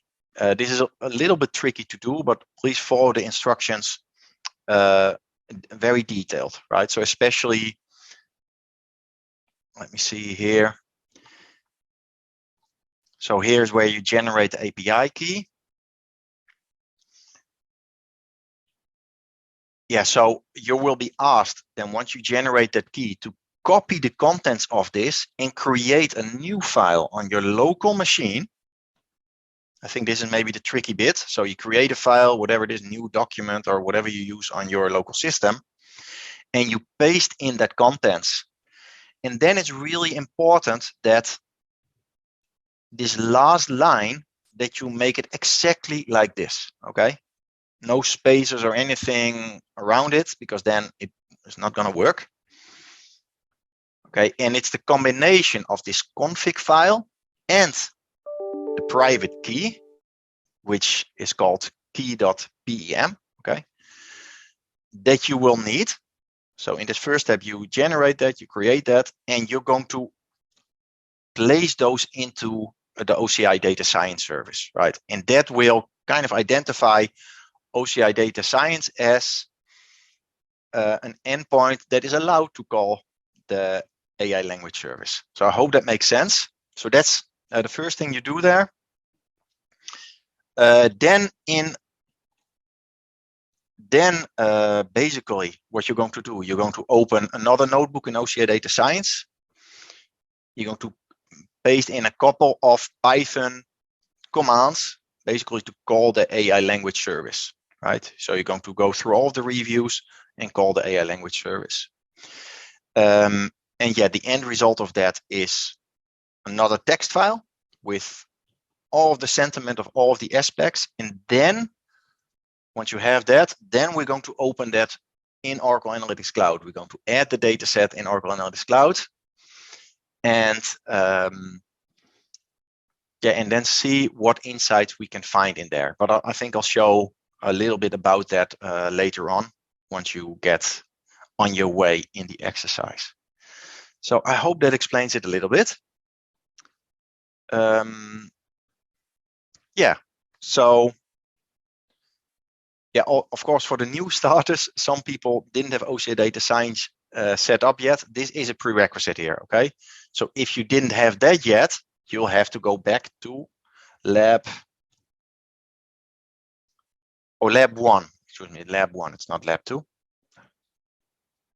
So you need to have done lab 1 as well to be able to do this exercise lab 11. Okay, so that is a prerequisite here. All right, I think hopefully with this you guys are on your way. Let me just open the presentation mode again. And that should give you enough kind of leads to start with this exercise. Good luck with it. And okay, guys, when we talk about key.pem, that's the private key, okay? So that's the one you should download. And I'm not sure what name it has, but name it as key.pem on your local machine. And that's just the easiest way to do things so that everybody calls this thing the same way. And also in the config file that you create, we'll all be referencing that key.pem. So I hope that clarifies it. Thank you.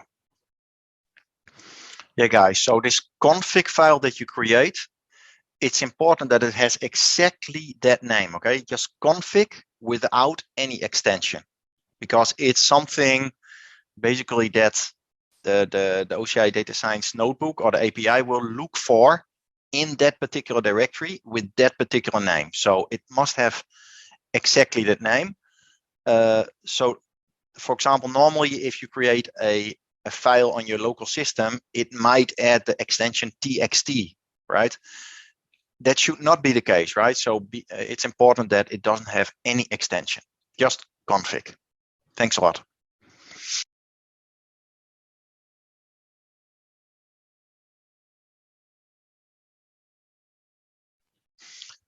For the people that are already getting to the OAC part, you may wonder, why are we doing this thing that we configure the data set and we change a metric into an attribute? So let me just open that here.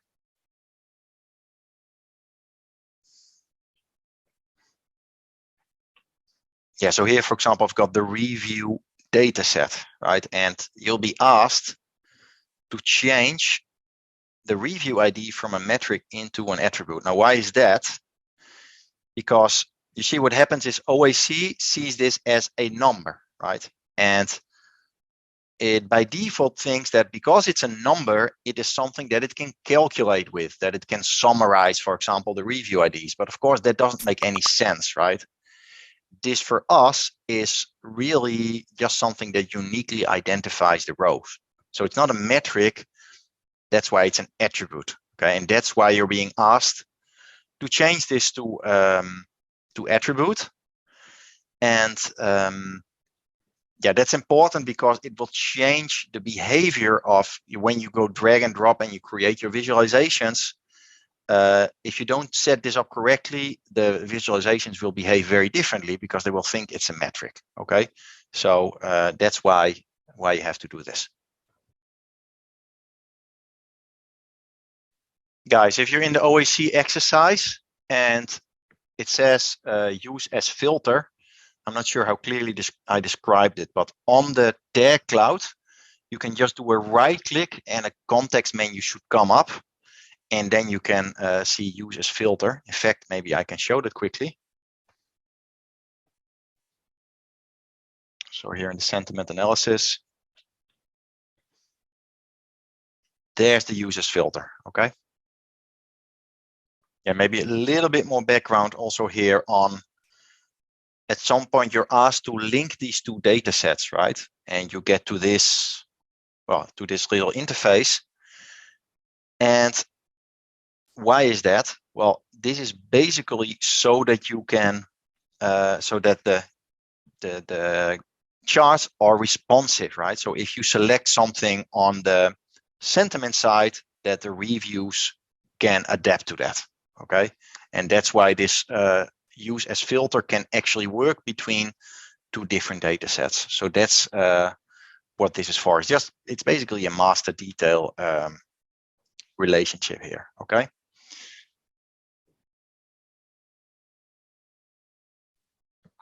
Okay, guys, so let me just show you the end result that you should be working towards, or hopefully you're nearly there. Well, the screen is a little bit small, but let me see, go full screen. So, okay, and this one can actually remove because you're not creating that. So when you have your tag cloud, you're going to set this use as filter, right? Use as filter. And when you do that, for example, I click on breakfast, the reviews dataset actually will automatically be filtered on that, right? Because we linked the two datasets. And if you then look at this, if you click on that analysis, you see actually what's happening in the background. So you see that this thing here, this aspect has been, and these two actually have been added automatically, right? So these filters on this dataset come because we set use as filter here. So it automatically sets, you see, aspect as breakfast and sentiment as well as positive. I didn't want to. Where's the negative one? Well, you get the you get the idea, right? So I can take bathroom, for example, the negative one, and then you see here the negative sentiment for the bathroom aspect. Okay, so that should be your end result, and with this you can, let's say, group all of those comments very easily on similar or on common aspects and see which aspects are the most complained about and the most urgent ones for you to work on as a hotel. Oh yeah, we have a good question here on the use of the trial, right? So you've provisioned several services now on the trial, and of course those are consuming those credits slowly from there. So if you want to get the most out of that, the best thing is to turn off those services or even to terminate them if you're not using them, right? So for example, the OCI data science service that we provisioned, the autonomous transaction processing database, and OAC as well, you can turn them off, right? So you can get more out of it, unless of course you want to keep using it, right?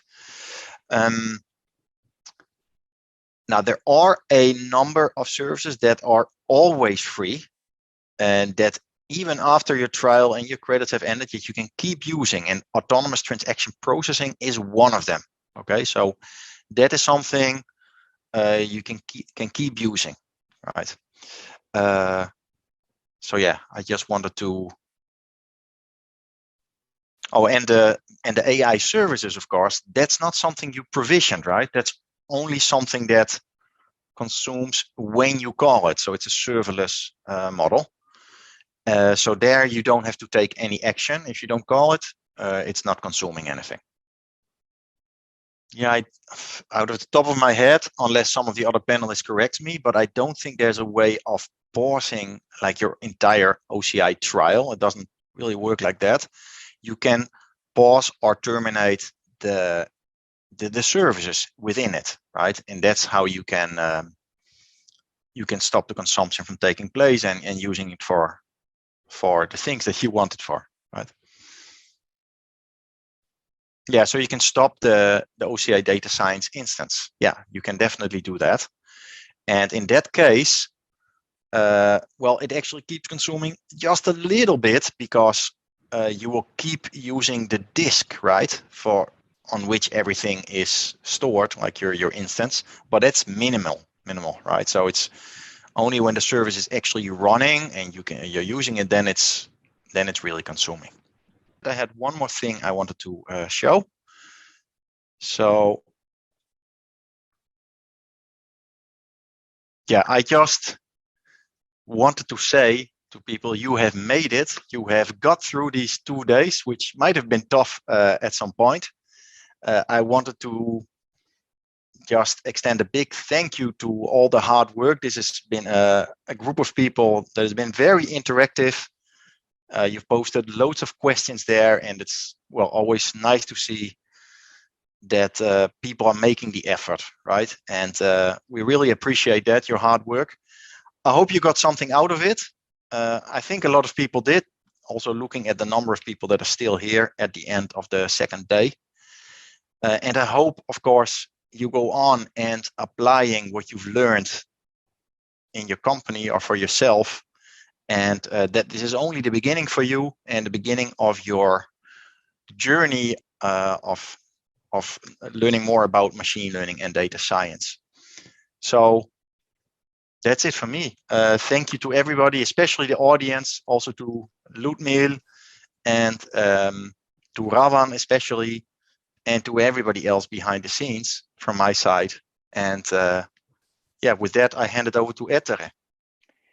Yes, thank you, Jeroen. Thank you, Ravan, and all the panelists again, and thank you to our guest.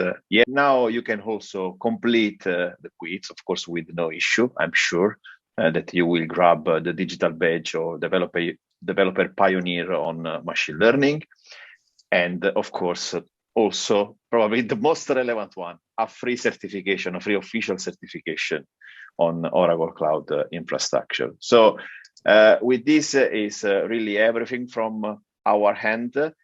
Just don't forget to share your feedback. There is an open space where you can also leave comment. Thank you all for your participation. We will monitor also the Slack channel where, of course, feel free to jump in each time you want to interact with us and post your question about data science, machine learning. Okay, our specialist will monitor, and in case I will also chase them to support and follow up you. Okay, so thank you so much, and enjoy again, everybody. Ciao.